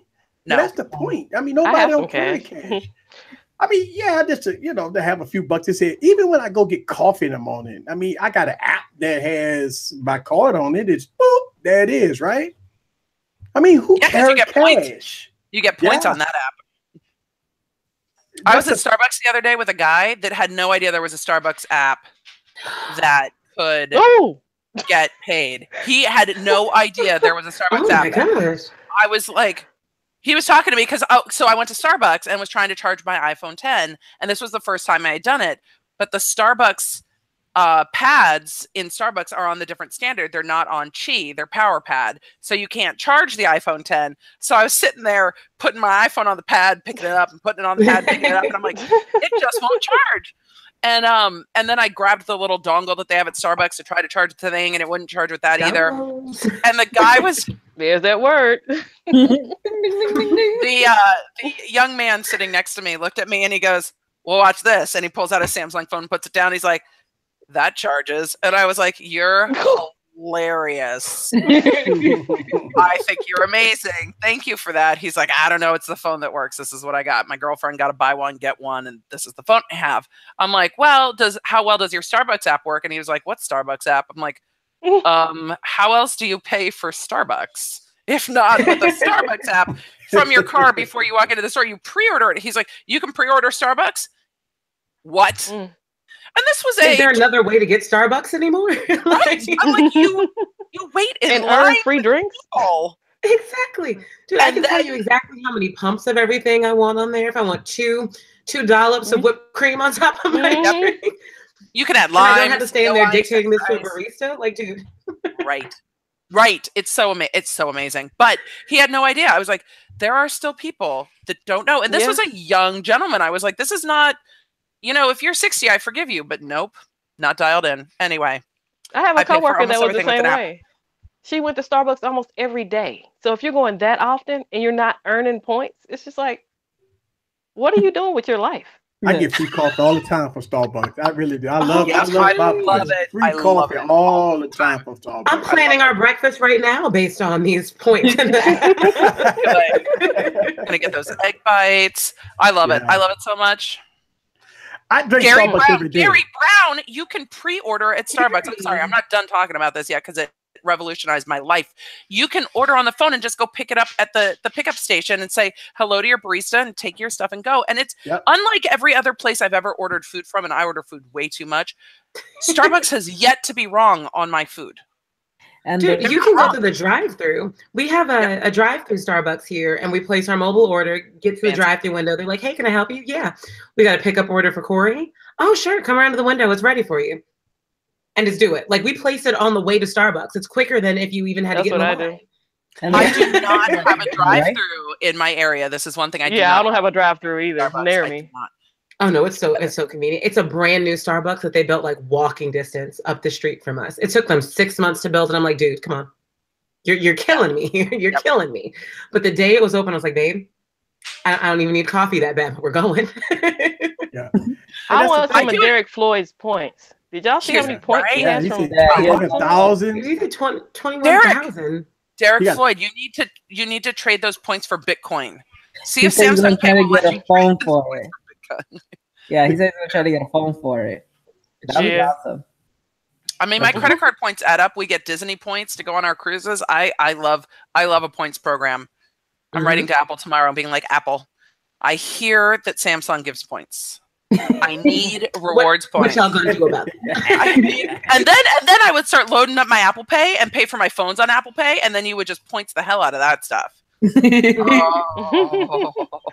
Hey, so let me ask y'all a question. In 2018, I know we gonna have some Apple devices, but I've been saying this. In 2018, I think the mid-tier is gonna take over instead of the expensive phones. The $1,000 phones is one thing, but I think Apple's gonna do something because we got the SE2 coming out, which gonna be a low-end iPhone. So I really do think the mid-tiers, especially in the Android space, because I mean, come on, man, who gonna spend $1,000 on the phone this year? I mean, you know, yeah, well, what I'm talking about, well, you're going to do it for the iPhone, but I'm just saying that as far as Android, all right, Android. Call me cheap, I can have 2 phones for that. I mean, that's why I think the mid-tier, because you look at the mid-tier is great right now. I mean, you got good processors, good speed, good cameras, good body styles, everything for like $400. I mean, the OnePlus been trying to do this, right? OnePlus, I would give credit to OnePlus. OnePlus has came in, give you every spec on the planet for $550, right? And so now every device that comes out that want to give you a device, they have to compete with OnePlus. So at that point, I think mid-tier is going to be good this year. I think on the Android space, when you're trying to sell a device for $800+, you're going against OnePlus. That's how I'm looking at it. Mid-tier phones got to go against OnePlus. So I don't know what phone's going to do if they can't beat a OnePlus. You can't sell your phone for over what OnePlus sell their phone. That's how I look at it. If you're going to sell a phone for $800, you got to have 8 gigs of RAM. You got to have the latest and greatest processor. You got to have a Quad HD display. You got to have super supreme cameras. And you still can't sell that phone for $800. So I don't know. So I don't know. I mean, look at what Motorola doing. And, oh my God. Can somebody please give the memo to Sony and tell them, please stop making the same phone over and over and over. I mean, for the Christ of me, for like 6 years they've been making the same body style. They finally put a fingerprint scan on their 2018 phone. Oh, whoop-de-doo. I mean, when we talk about technology, we talk about innovation. Listen, don't get me wrong. I love Sony phones, great cameras, good speed, but I think next year. But we said that last year. Because the way the technology is right now, think about it. Like these $1,000 phones, not only do they have obviously like the fingerprint scanner, but Samsung is supposedly going to be coming out with their version of Face ID, and then there's the dual camera. I don't know. I think next year the mid range is going to be where 2017's phones were. I don't think it's going to happen this year. Right. Well, I don't know. I mean, look. Think about this. It's Donovan. Shout out to Donovan. We got all the big YouTubers in the building. Mm-hmm. Donovan said that the Mate 10 can compete with the OnePlus. No, it don't. Mate 10 is $800+. The OnePlus is $500. Here's the thing. Oh man, I think I look at it like this. I mean, both of the phones, the average consumer ain't gonna buy. Let's make sure we understand that. Average consumer is not gonna buy a Mate 10. The average consumer ain't gonna buy a OnePlus. Us techies will. At this point, when you talk about price to device ratio, what are you going to buy? I mean, both of the phones you got to order online. Both of the phones, you got one that's going to be $800+. You got one of them that's going to cost you about $500, almost $600. Which one are you going to buy? I mean, you go buy OnePlus or you go buy a Huawei device. Shout out to Donovan. I mean, I watch his YouTube channel all the time, by the way. But I'm just thinking that as far as techies, we may be to the point where we might get both of them. See, us techies go get both of them, right? Yeah. But I always think about things as far as the average consumer, because yes, we all techies, but I got a sister, y'all guys met her. If I go to my sister and say buy a OnePlus, she won't buy it. If I go to my sister, tell her buy a Mate 10, she won't buy it. If I tell my sister to buy a ZTE phone, she won't buy it. So that's the point, right? Is it Apple? She gonna say, is it like the iPhone? Is it an iPhone knockoff? No. What is it? Is it a Samsung knockoff? No, because it's more expensive than a Samsung device. Then that's the case. Then no, I won't buy it. Can I think about this? It was easy for me to buy iPhone SE for my mama because she got. I didn't buy it for her. She had to got an upgrade. But when she got the phone, it's easy. Just she got a setup screen. She got a few little apps that she like, and it works. Damn it, it works. It ain't like she don't want no customization. She don't want no widgets. She don't want none of that crap. She just want her few little apps, make a phone call, and that's it. That's it. She don't want all that crap. And that's the millions and millions and millions of people that buy devices that they ain't gonna tinker around with it. Think about it. Jailbreaking. That them days are over with, right? When it come down to Apple devices. Nobody ain't jailbreaking no Apple phone now. Right. Same thing with rooting, right? I mean, you got if you're in the Android space, all you gonna do is download a launcher. Why root? Yep. Why? What's the reason to root a phone? What you gonna do with it? Right? I mean that. Right. I mean, 2-3 years ago, I could see everybody jail because they try to make an iPhone look like an Android phone. So I mean, but I don't know. I think the race is on with the personal assistants and the connected home, right? Yeah. And then the phone that works with that is what people are going to do this year. I don't think there's anything going to be crazy this year. It's going to be trying to incorporate that full home. Well, you've got to get your smart speaker with your assistant and your lights that work and your lock. That's still what they're pushing is the smart home. Eric, remember the selling point for the Mate 9 was that it had Alexa on it, but the problem was you couldn't just talk to it. You had to hit a button. So it was pointless to have Alexa on the Huawei Mate 9 because you had to hit a button. So they kind of already done that, but you had to hit a button to do it. I look at it like this. I mean, look, don't get me wrong, man. I love tech, but I have too many average consumers ask me so many questions, and I have to go down to an average consumer, not a techie. So my response, even with computers, right? I made a lot of videos on this YouTube channel about computers, right? I make videos on how to factory reset your computer for free. But I still got people bring it to me because the average consumer is like, you know what, easy. I can't go through all that technical crap. I'll just pay you and you just do it for me. So when you talk about average consumer, you have to kind of bow down and say, okay, if somebody asks you, what's the best phone to buy? I ask them one question, how much you want to spend? Oh, I don't want to spend no money. That's always the case, no money. All right, well, go to your carrier and get an iPhone. I'll go to your carrier and get a Samsung device. I would do a person a disservice to tell them to go online and order a Huawei device, or tell them to go online and order a OnePlus, or tell an average consumer to buy this or buy that. And I understand what Elba's saying. We have to educate people, but the average consumer just wanted to work. They don't want no education. They don't want that. They just want to get a phone, boot it up, press a button, app open. That's it. They want it to sync to all their home automation. They don't want to have all this crap about, oh, you got to put widgets on it. You got to download this. You got to root it. You got to jailbreak it. You got to do all this stuff just to make it work. Then you got updates. You got update. Oh, don't wait. You got to wait for the next update. You got, oh, man. Ooh. The average consumer don't care about all that crap, man. Right? Yeah, they don't. Yeah. You can see it in what people watch on YouTube. People watch the unboxing videos of what they're intending to buy. They're not exploring for options. They're looking for, Samsung versus iPhone or iPhone 8 versus iPhone 10. They're looking for those. They're already deciding what they want, and they're just exploring that option a little more. They're not looking for alternates to the iPhone. Those keywords just aren't hitting. So they're looking for the big phones already. Yeah, that's what people are looking for, and they want to see it unboxed, and they want to hear if there's any major complaints, like, oh, the speakers are crackling, or oh, it's dropping calls, or oh, the screen's blue, or there's burn-in. That's what they want to know, but they're already decided that they're going to get one of those two.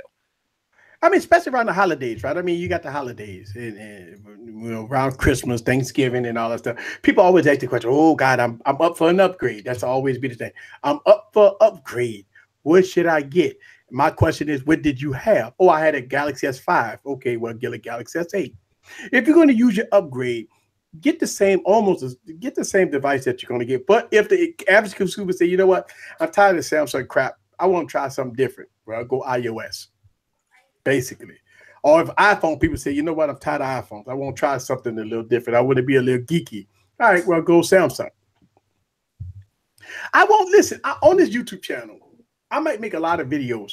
If people ask me these questions about what should I buy, first of all, I don't tell anybody to buy anything. I recommend and I make videos about it. You can buy what you want. I don't want nobody coming at me and say, Easy, you told me to buy this Huawei device and it sucks. I don't want nobody coming and telling me that. I don't want nobody coming telling me you told me to buy iPhone 10 and it sucks. I don't want people to come to me like that. I want people to have the best experience possible. That's why I make videos the way I do. Let's see. Well, we got questions in the building. The main reason we used to root to increase battery life, app freezing, increase speed, no lag, free tethering. And that's the thing. When you talk about the jailbreaking, when you talk about app freezing, you talk about tethering. Obviously, Apple got tethering, you know, increased speed. I mean, I don't know why would you want to increase speed? Well, on the iPhone, you can increase speed. Right? No, you can't, right? I mean, on Android, you could overclock. You know, on Android, you can overclock, but it's going to hurt your battery life. Android, you could download, once you root it, you could change the ROM. You could, but it hurts as far as if you wanted to resell your device, especially if you don't know what you're doing. And then plus now they're putting these these clockers in there. Now people can know how many times have you know, change ROMs and all that stuff like that. So I don't know. I mean, in 2018, do you see anybody rooting devices, jailbreaking phones? And if you're not obviously no techies won't do it. I haven't really been noticing that much in the US, but outside of the US, yes, because they have unlocked bootloaders and things like that, like Exynos. But you know, shout out to GT. He is in build Android. He said, I tether for free on my Android device. Now, let me ask you a question. I mean, can you tether? You still got to use data, right? So, I mean, is it really free tethering? I mean, we're using data. If you have unlimited. But if you got unlimited data, I mean. Unlimited data still doesn't necessarily mean unlimited tethering. I have unlimited, but there's still a limit on my tether data. He might be saying that he might have rooted and so he can fix the restrictions. So if you know, he said I usually have to pay for it, but I don't. Okay, so I think some devices, AT&T or some devices, OEMs, they do charge you for tethering. You can only get like 5 gigs or something. Yeah, we have unlimited data with AT&T, but we only get 10 gigs of tethering per device. Right. Yeah, same here. We have limited tether as well. So, but let me ask you a question. With all the Wi-Fi everywhere, I mean, do you really use a lot of tethering? I do if I'm working, because I do not trust public Wi-Fi. Okay. We do with our kids in the car if we're going on like a road trip. Like we went to Atlanta for Thanksgiving. It was like a 5-hour drive, and the kids had our iPads in the back seat. So yeah, that was a good little bit of tether. Yeah. Okay. Got a few AT&T alerts for that one. I mean, because now if you're buying a 2017 vehicle, most of them got hotspots, right? But then you have to pay for a plan, right? You have to pay for a plan to work it. I would rather tether it than pay for a plan for my car. Right. You know, we have a 2017 vehicle and it does not have a hotspot in it. My car is 2014 and it has a hotspot in it, but I don't want to pay to activate it. I would rather tether my phone. And we also use it, once again, when we play Pokemon Go. If kids want to play on their laptops, you tether it so that they can play, because you need, obviously, data. So is 10, you think 10 gigs is enough? I mean, I understand road trips. I mean, most movies, you could probably buy 2 gigs a movie, but that's what, 2.5 hours, right? So just say, for instance, you're on a 4-hour road trip. That's 2 That's 2 movies, 2.5 movies. So that's what, 2, 4, 6 gigs. Ooh, oh yeah, that might be a lot. But that's also per device. Corey can correct me if I'm wrong. He's in the chat. But I believe that's per device, not for our whole account. Okay. So if my phone has 10 gigs and his phone has 10 gigs, then we're still. But then again, we also have my iPad also has cellular on it with unlimited data. So there's only one iPad that even needs to use the tethering, which gives us 30 gigs of tethering before we have a problem. And they're not really watching movies. Our kids are streaming YouTube the whole time, probably watching Ryan's toy review or something like that. So hey, let me ask you a question. I never tried this, and I know you could do this on Android. Well, I think you could do this on Android. If you got YouTube Red, can you download YouTube videos on iPads? Because I mean, viewing. If you got YouTube Red, you could just download this, say 20 videos. And so if you do go on a road trip, you just instead of using data. Yeah. Just like Netflix, right? On Netflix, can you download 2 movies right before you leave to go to the road trip? Yes. Okay. Yeah. You could also use like OG YouTube as well to download videos instead of using YouTube Red and having to pay monthly for it. So that kind of covers the 10 gig to say, you know, they can still play around with the device and maybe play some games, you know, go on the web or whatever. You might use about 1 gig or 2. But if before you went on the road trip, you got, you know, the kids kind of pick point what movies they might want to watch on the road trip, and you just download everything. Yeah. I'm loving that we're at the age. Oh, go ahead, Trace. No, go ahead, Emily. I'm sorry. I was just saying, I'm loving that we're at the age with my kids that we've started listening to audiobooks on our road trips. That's cool. And it's really fun. So we listen to the Harry Potter books, but it's nice. But with yours are a little young to be captivated by that. But I don't want to listen to Dan TDM the entire drive. And that's all it would be. And so I can't. I can't. But we also have we use DirecTV Now as well. So with the cellular iPad, they can still watch like Disney Junior like the whole trip as well. So we have plenty of options with streaming services that don't necessarily destroy our data. Since DirecTV Now was included, they're, you know, DirecTV and AT&T have like their little love relationship, so we can stream that without it eating up our data too, which is really nice. I thank God for all the channels they've added to that, because it saved me.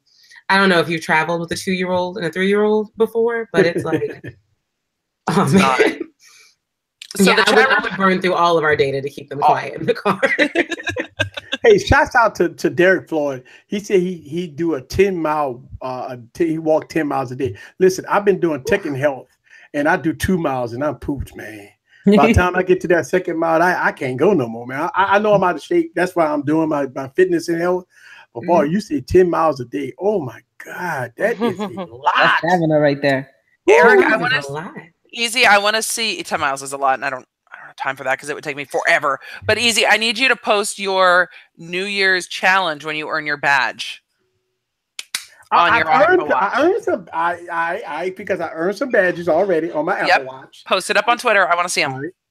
She wants typically to see the New Year's 2018 challenge. 2018 challenge. I want you to post it up. Real.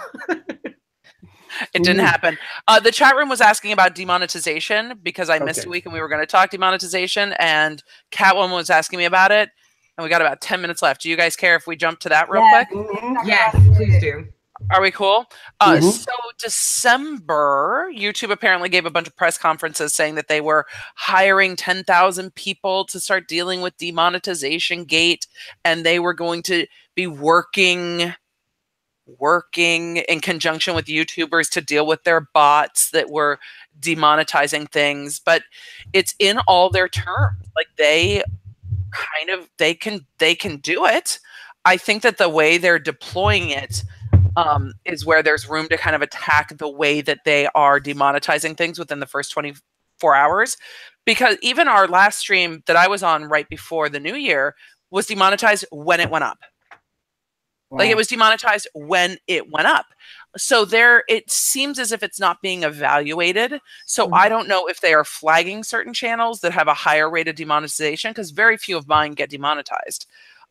So if they are unfairly deploying it based on channel, if they are unfairly deploying it too quickly. I mean, they're not even waiting to get complaints. They're demonetizing it based on keywords. But what are those keywords based in when it says Wine Wednesday? Are they demonetizing wine? Yeah. Like what are they demonetizing? So, you know, then you have to start playing around with keywords to try to beat the bot. But they said they are hiring more people so that the demonetization reviews happen faster. But I still think it would be worth looking into, and I don't know how to even put that together, but collaborating with YouTubers as a community and saying how many of your videos are getting demonetized, how fast, because I'll bet you find some channels get demonetized more and some less. And then starting to say, okay, what kind of content's getting attacked from what size channels, and are certain channels being unfairly burdened by that 24 to 48 hour demonetization zone, and then go to YouTube and say, fix it or you're going to have a class action lawsuit. They say that they're trying, but they did it because advertisers were complaining and YouTube wants to make money. Yeah. You know, so when advertisers complained, they responded. And then when the content creators complained, they're like, we're working on it. So I don't think there's an answer today. I think it's a conversation that needs to keep happening. And Eric, play with your keywords when you post up Wine Wednesday, but we call it Wine Wednesday. Just go back to Wednesdays with lady YouTubers and see what happens. Well, I would tell you this much, all right? And I don't know whether or not, it all depends on how big you are, how close or big you are. But as maybe about a month or so, I ain't going to even say that long, but it's been maybe about 2 weeks. I want to say that 2 weeks. I have not got demonetized. I don't know what happened. Well, but I've been getting demonetized on every video, and this might get demonetized. But my last couple of Wine Wednesdays, since we talked about it 2 weeks or 3 weeks ago, I haven't got demonetized on no videos. So thank you for listening, YouTube. Yeah, so obviously something happened that either the keywords or either they looked at my channel and we've been talking about it a lot, and all of a sudden they say, wow, I mean, this guy ain't really talking about nothing. I mean, maybe one or two curse words, that's it. But I mean, come on now. I mean, it is what it is, right? But I have not got, knock on wood, have not got demonetized in about 2 weeks. I think the channels that I think they need to start looking at viewer complaints. Like if you've got videos that are keyworded for kids and you turn it on and it is not videos for kids, stuff like that, you need a way to be able to regulate that. But I think you need to look at a channel that doesn't have, you know, and strikes, I'm sure, factor higher in when you get demonetized and when you don't. But you need to look at channels that don't get complaints from the viewership. And those are kind of safe channels. And if they want to say these channels talk about this and these channels talk, they already do that in their algorithm and let advertisers choose. But Google lets you choose what kind of ads you allow on your channel. So it should say, you know, does your channel ever talk about these things? Okay, well, we'll show ads appropriate for those things and let the channel work with YouTube and say, no, I don't want advertisers that advertise certain things on my videos either, the way you can select gambling and alcohol and some other things in Google AdSense to be able to say, you know what, this is my content. And if I'm going to choose to monetize, I would like to be able to say there is certain content I don't want advertised on my videos. And then have it be more of an open conversation. Right now, it feels like YouTube was a little afraid of the content creators and holding them at arm's length. And I think demonetization gate opened the door and they're working with bigger YouTubers, but they don't hear from smaller YouTubers. They don't talk to channels that get, Casey Neistat doesn't get demonetized every single video. You know, it's one and the world goes crazy. But when you're talking about getting demonetized every single video for weeks, that affects your income as a content creator. And that is not cool. And you know what? When this apocalypse hit, I was getting demonetized on every video. And the first 48 hours is the most critical part of any YouTuber. And if you got demonetized when you getting thousands of views, that's your most critical. That's where all your income is lost. And it needs to change.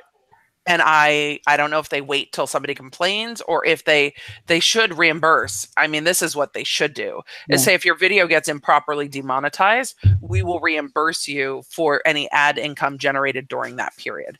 That's what should happen until they fix it. Yeah. So if you win your appeal, you at least get the money back. Well, at least we know now that we got some justice that's going on. I mean, you think about it. With the Logan Paul thing, I mean, YouTube is standing on their ground, so that's a good thing.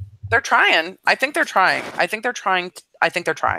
But it's a dynamic community. It's a diverse community, and people talk about, YouTube is a company that's making money and selling advertisement, but it still wants to be a place where people can talk openly about a wide variety of topics that aren't always going to go over with everybody. So I think instead of taking videos down, demonetization was one of their ways of saying, okay, you might talk about things not suitable for advertisers, but we still want you to be able to talk about them.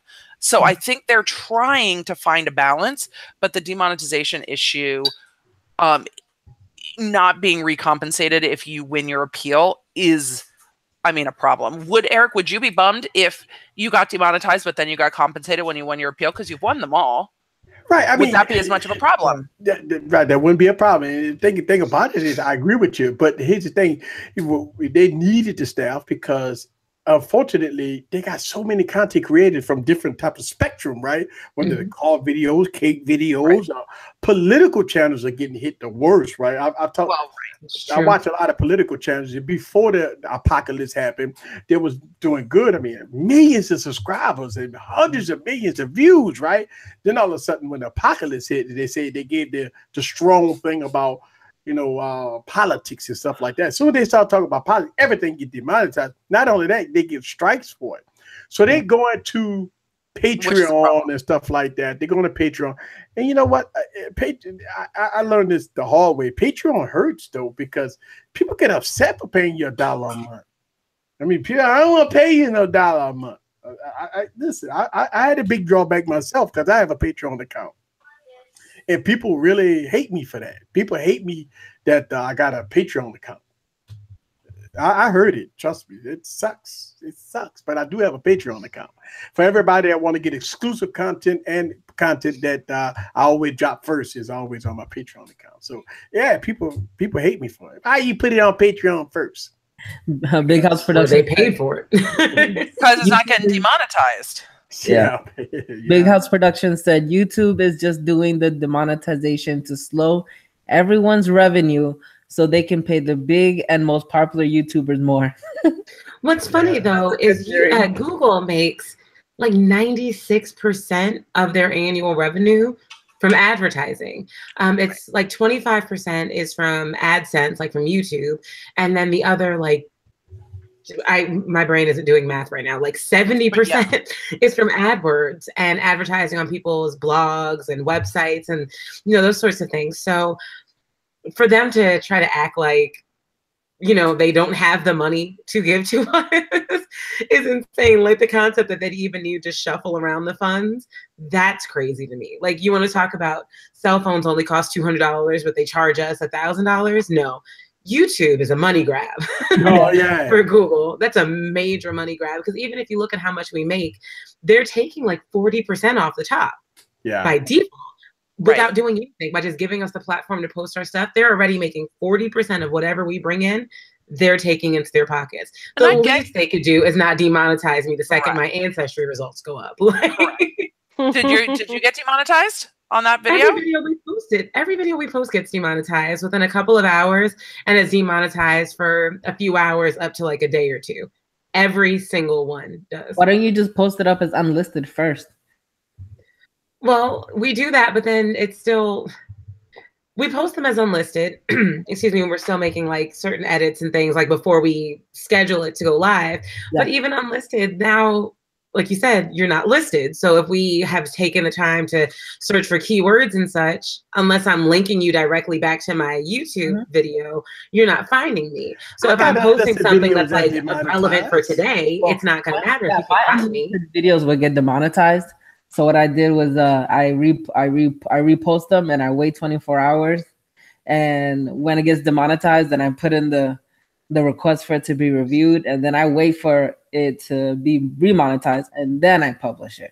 Yeah, I got unlisted videos that's demonetized. I got 2, 3, 4 unlisted videos right now that's demonetized, and they cancel my Christmas on it. They say that the music, even though it's non-copyrighted music, and they said the music was copyrighted, but it's not copyrighted music. So I got videos that's unlisted.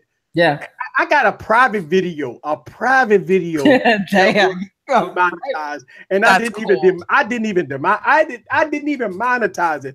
I've had situations where I did not. Matter of fact, I've got a lot of videos on my YouTube channel that's not even monetized, but Google went in and monetized it. You got, well, you might have it to auto monetize.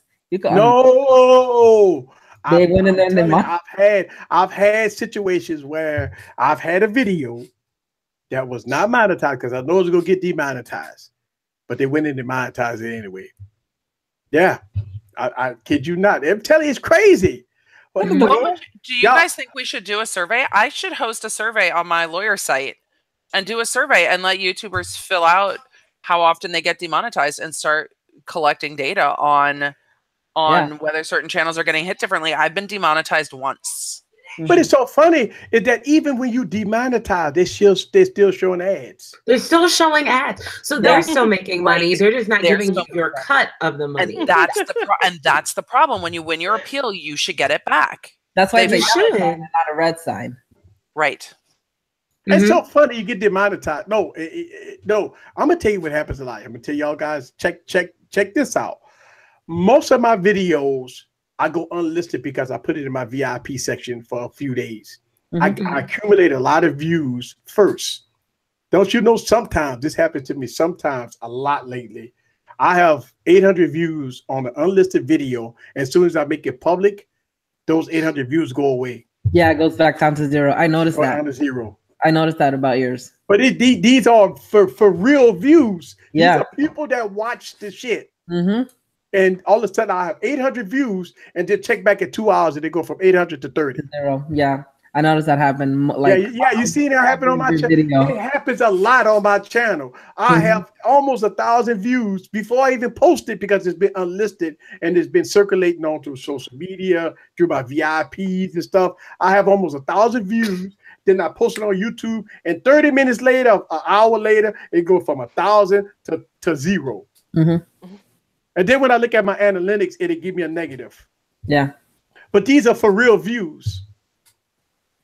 Wow. These are for real views. This happened to me like matter of fact, I kid you not, I got at least 7 unlisted videos right now that got views on it. And at least one of them, once I post them on YouTube, it's going to go to zero. Yeah. It's crazy. That's crazy. It happens. But messing with views is crazy. Yeah. Remember when you used to get stuck at 301? Yeah. And then I look at my analytics and it go up, then it go down. And it give me a upward spiral of the people that watch it. Then they give me a downward spiral of the people that of it being taken away from me. Yeah, so I have a negative. Yeah, that's messed up. That's messed up the way YouTube. That is messed up. Yeah, it happened. I got screenshots of that stuff, man. I know I do. I got a screenshot. I have a video with like 4,000 views, and then I posted it. And the next day I come back, I have 100. I'm like, you gotta be kidding me. I can't believe they're you can't recalculate views. Yeah. Yeah. Does it? Yeah. Stop. Yeah. I'm telling. It happens to me all the time. Most of my I got videos. I got videos that's unlisted. I have a video today that's unlisted. Now I'm posting on all my social media. My VIPs get to see. My VIPs get to see my videos first all the time. They watch it 20, 30, 100, 200 views. I post it on YouTube a couple of days later. Those 200 views will go away. And then see ads in it because I watch it several times myself and I see ads. But it's unlisted, but it goes away. Shout out to Redbird. Thanks, Redbird. Nah, shout out to Redbird. I'll show you something, Redbird. Right? That's Erica. But I got wrong one. That is right there. Oh man. That says is that what a $5 super chat gets you? Yeah, it gets tatted on me, right? So let's forget dancing. I want www.emilymakersq. .com. Yes. Thank you, Ray Bird. But I want to give a shout out to everyone. All right, so we over time here, and we gotta get out of here on time, like we always got to do. Before we go, I want to give a shout out to everybody that was in the chat chatting with us. I made a list. Go for it. Go, Catwoman. Go ahead, Catwoman. Woo! Okay, here we go. Roll call. Roll call. DJ3K, Gary Brown, Ray 2, Uno Nice, Mark Knows Tech, Holiday Evolution, Redbird, Big House Production, Tech for Your Needs, 10-minute tech reviews, Extra Butter, Raphael Hardwick, Forbes Tech Review, Art Dog, Jay Santana 319, James Bryant, Will Broussard, Albert Yu, Innate, Jasmine Christian, Don Bra, Tutorial Leak, Telvies, Dexter C73, Timothy Baxter, Tony Healy, I Tech You Out Guy, Donovan Horvath, Andre Rivers, Phone Tech at Work, and Eric, Tanya. Oh, I messed with that one. Sorry. Eric, Tanya, Casal. Hey! That's what I'm talking about. Got them all. Thanks for joining us. That's right. Thank you all, guys. This is Erica Music Appeal Solutions, and Wine Wednesday is in the books. Man, I know y'all always be waiting on Wine Wednesday, but I don't know what the guys go do Saturday. But boy, this Wine Wednesday. Oh, shout out to GT Andrew Rivers. He just gave us another super chat. So thank you very much. Woohoo! Thank y'all. Listen, this support of this channel is very good, guys, because not only that me and the team and my VIPs, we give up our days and our nights. And me, I work so hard to try to get everything organized and everything. And the people in the background that's working so hard. Trust me, it takes not only people watching, but it takes a little moolah. It takes a lot of money to get things rolling over here. I mean, a lot of people say, oh, easy, I just watch it.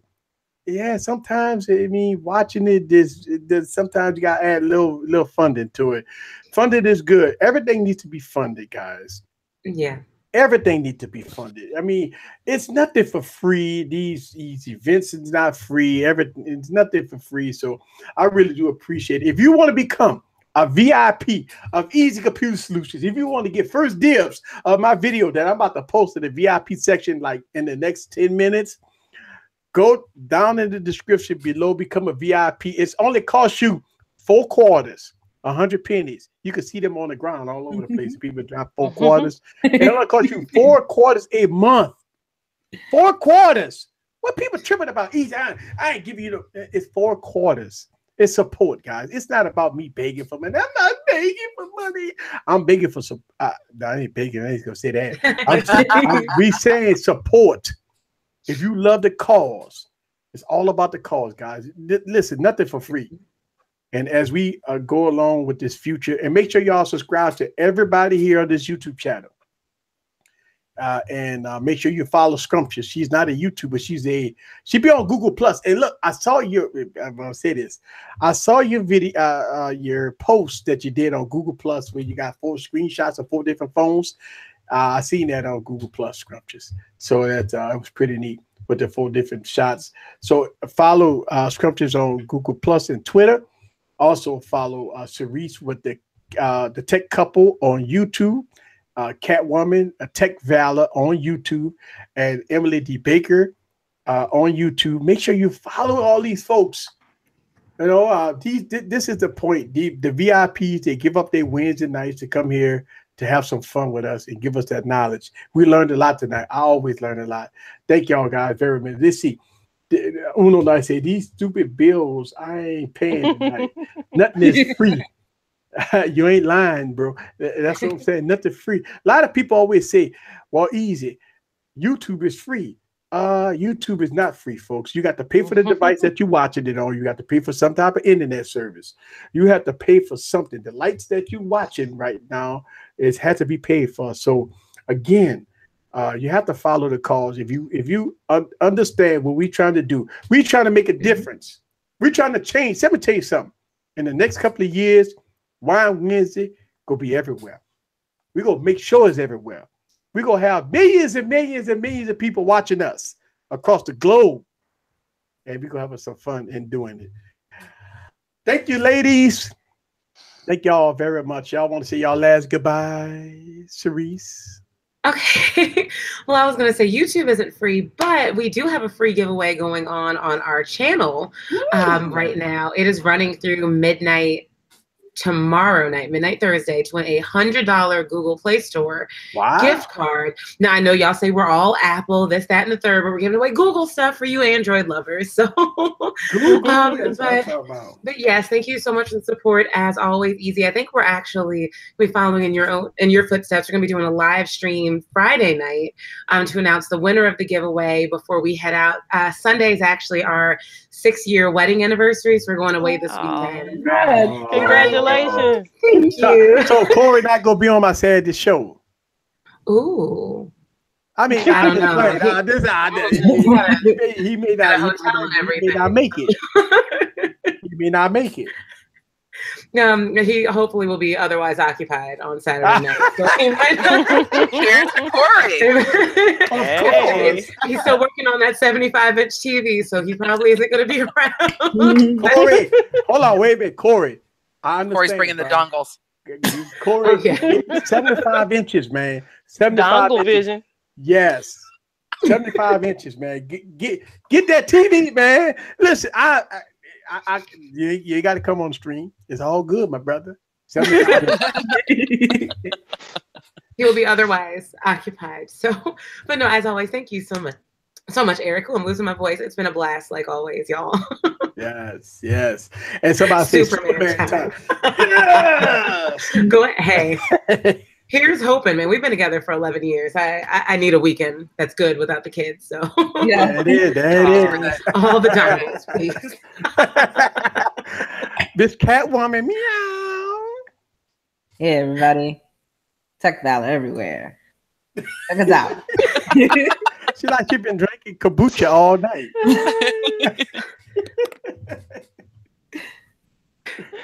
All right. Scrumptious. I'm just upset I didn't get to see you dance tonight, Catwoman. But nobody requested. Requesting next week, right? Next week. I'm putting in an early request for next week. Okay. Next week. I'll get my dance move. As always, it's a pleasure. Get your sister back. Yes. Yes. And Emily D. Baker. Me. ESQ. Hey guys. Emily D. Baker, ESQ, all over the internet. I have a new video coming up soon on my YouTube channel. I have been working because everyone wants to incorporate this month for 2018 to take advantage of taxes. So I've been very busy with my business clients, but I have been very active on Instagram. So I am over there as well, but I will have a new YouTube video up for y'all soon. Thank you guys for the support. Chat room, I love you. I love chatting with you guys here. Eric, thank you for always having us. I have so much fun. Even when I legal dork it, I have so much fun with you guys. So thanks for giving me a place to be me and drink delicious things. Yes. I appreciate it. So thank you guys. Alexa, I'm not talking to you. I don't know what I said. Alexa wants to trying to order you some dongles, Emily. Get up in my business, man. Jeez. All right. Yes. And another episode of Wine Wednesday is in the books. Thank y'all guys very much for watching this YouTube channel. This is Eric from Easy Computer Solutions. Thank y'all. Please subscribe to me and everybody else on this YouTube channel. See y'all guys Saturday. Don't forget about Saturday Night Tech Talk. And see y'all guys next Wednesday. Peace.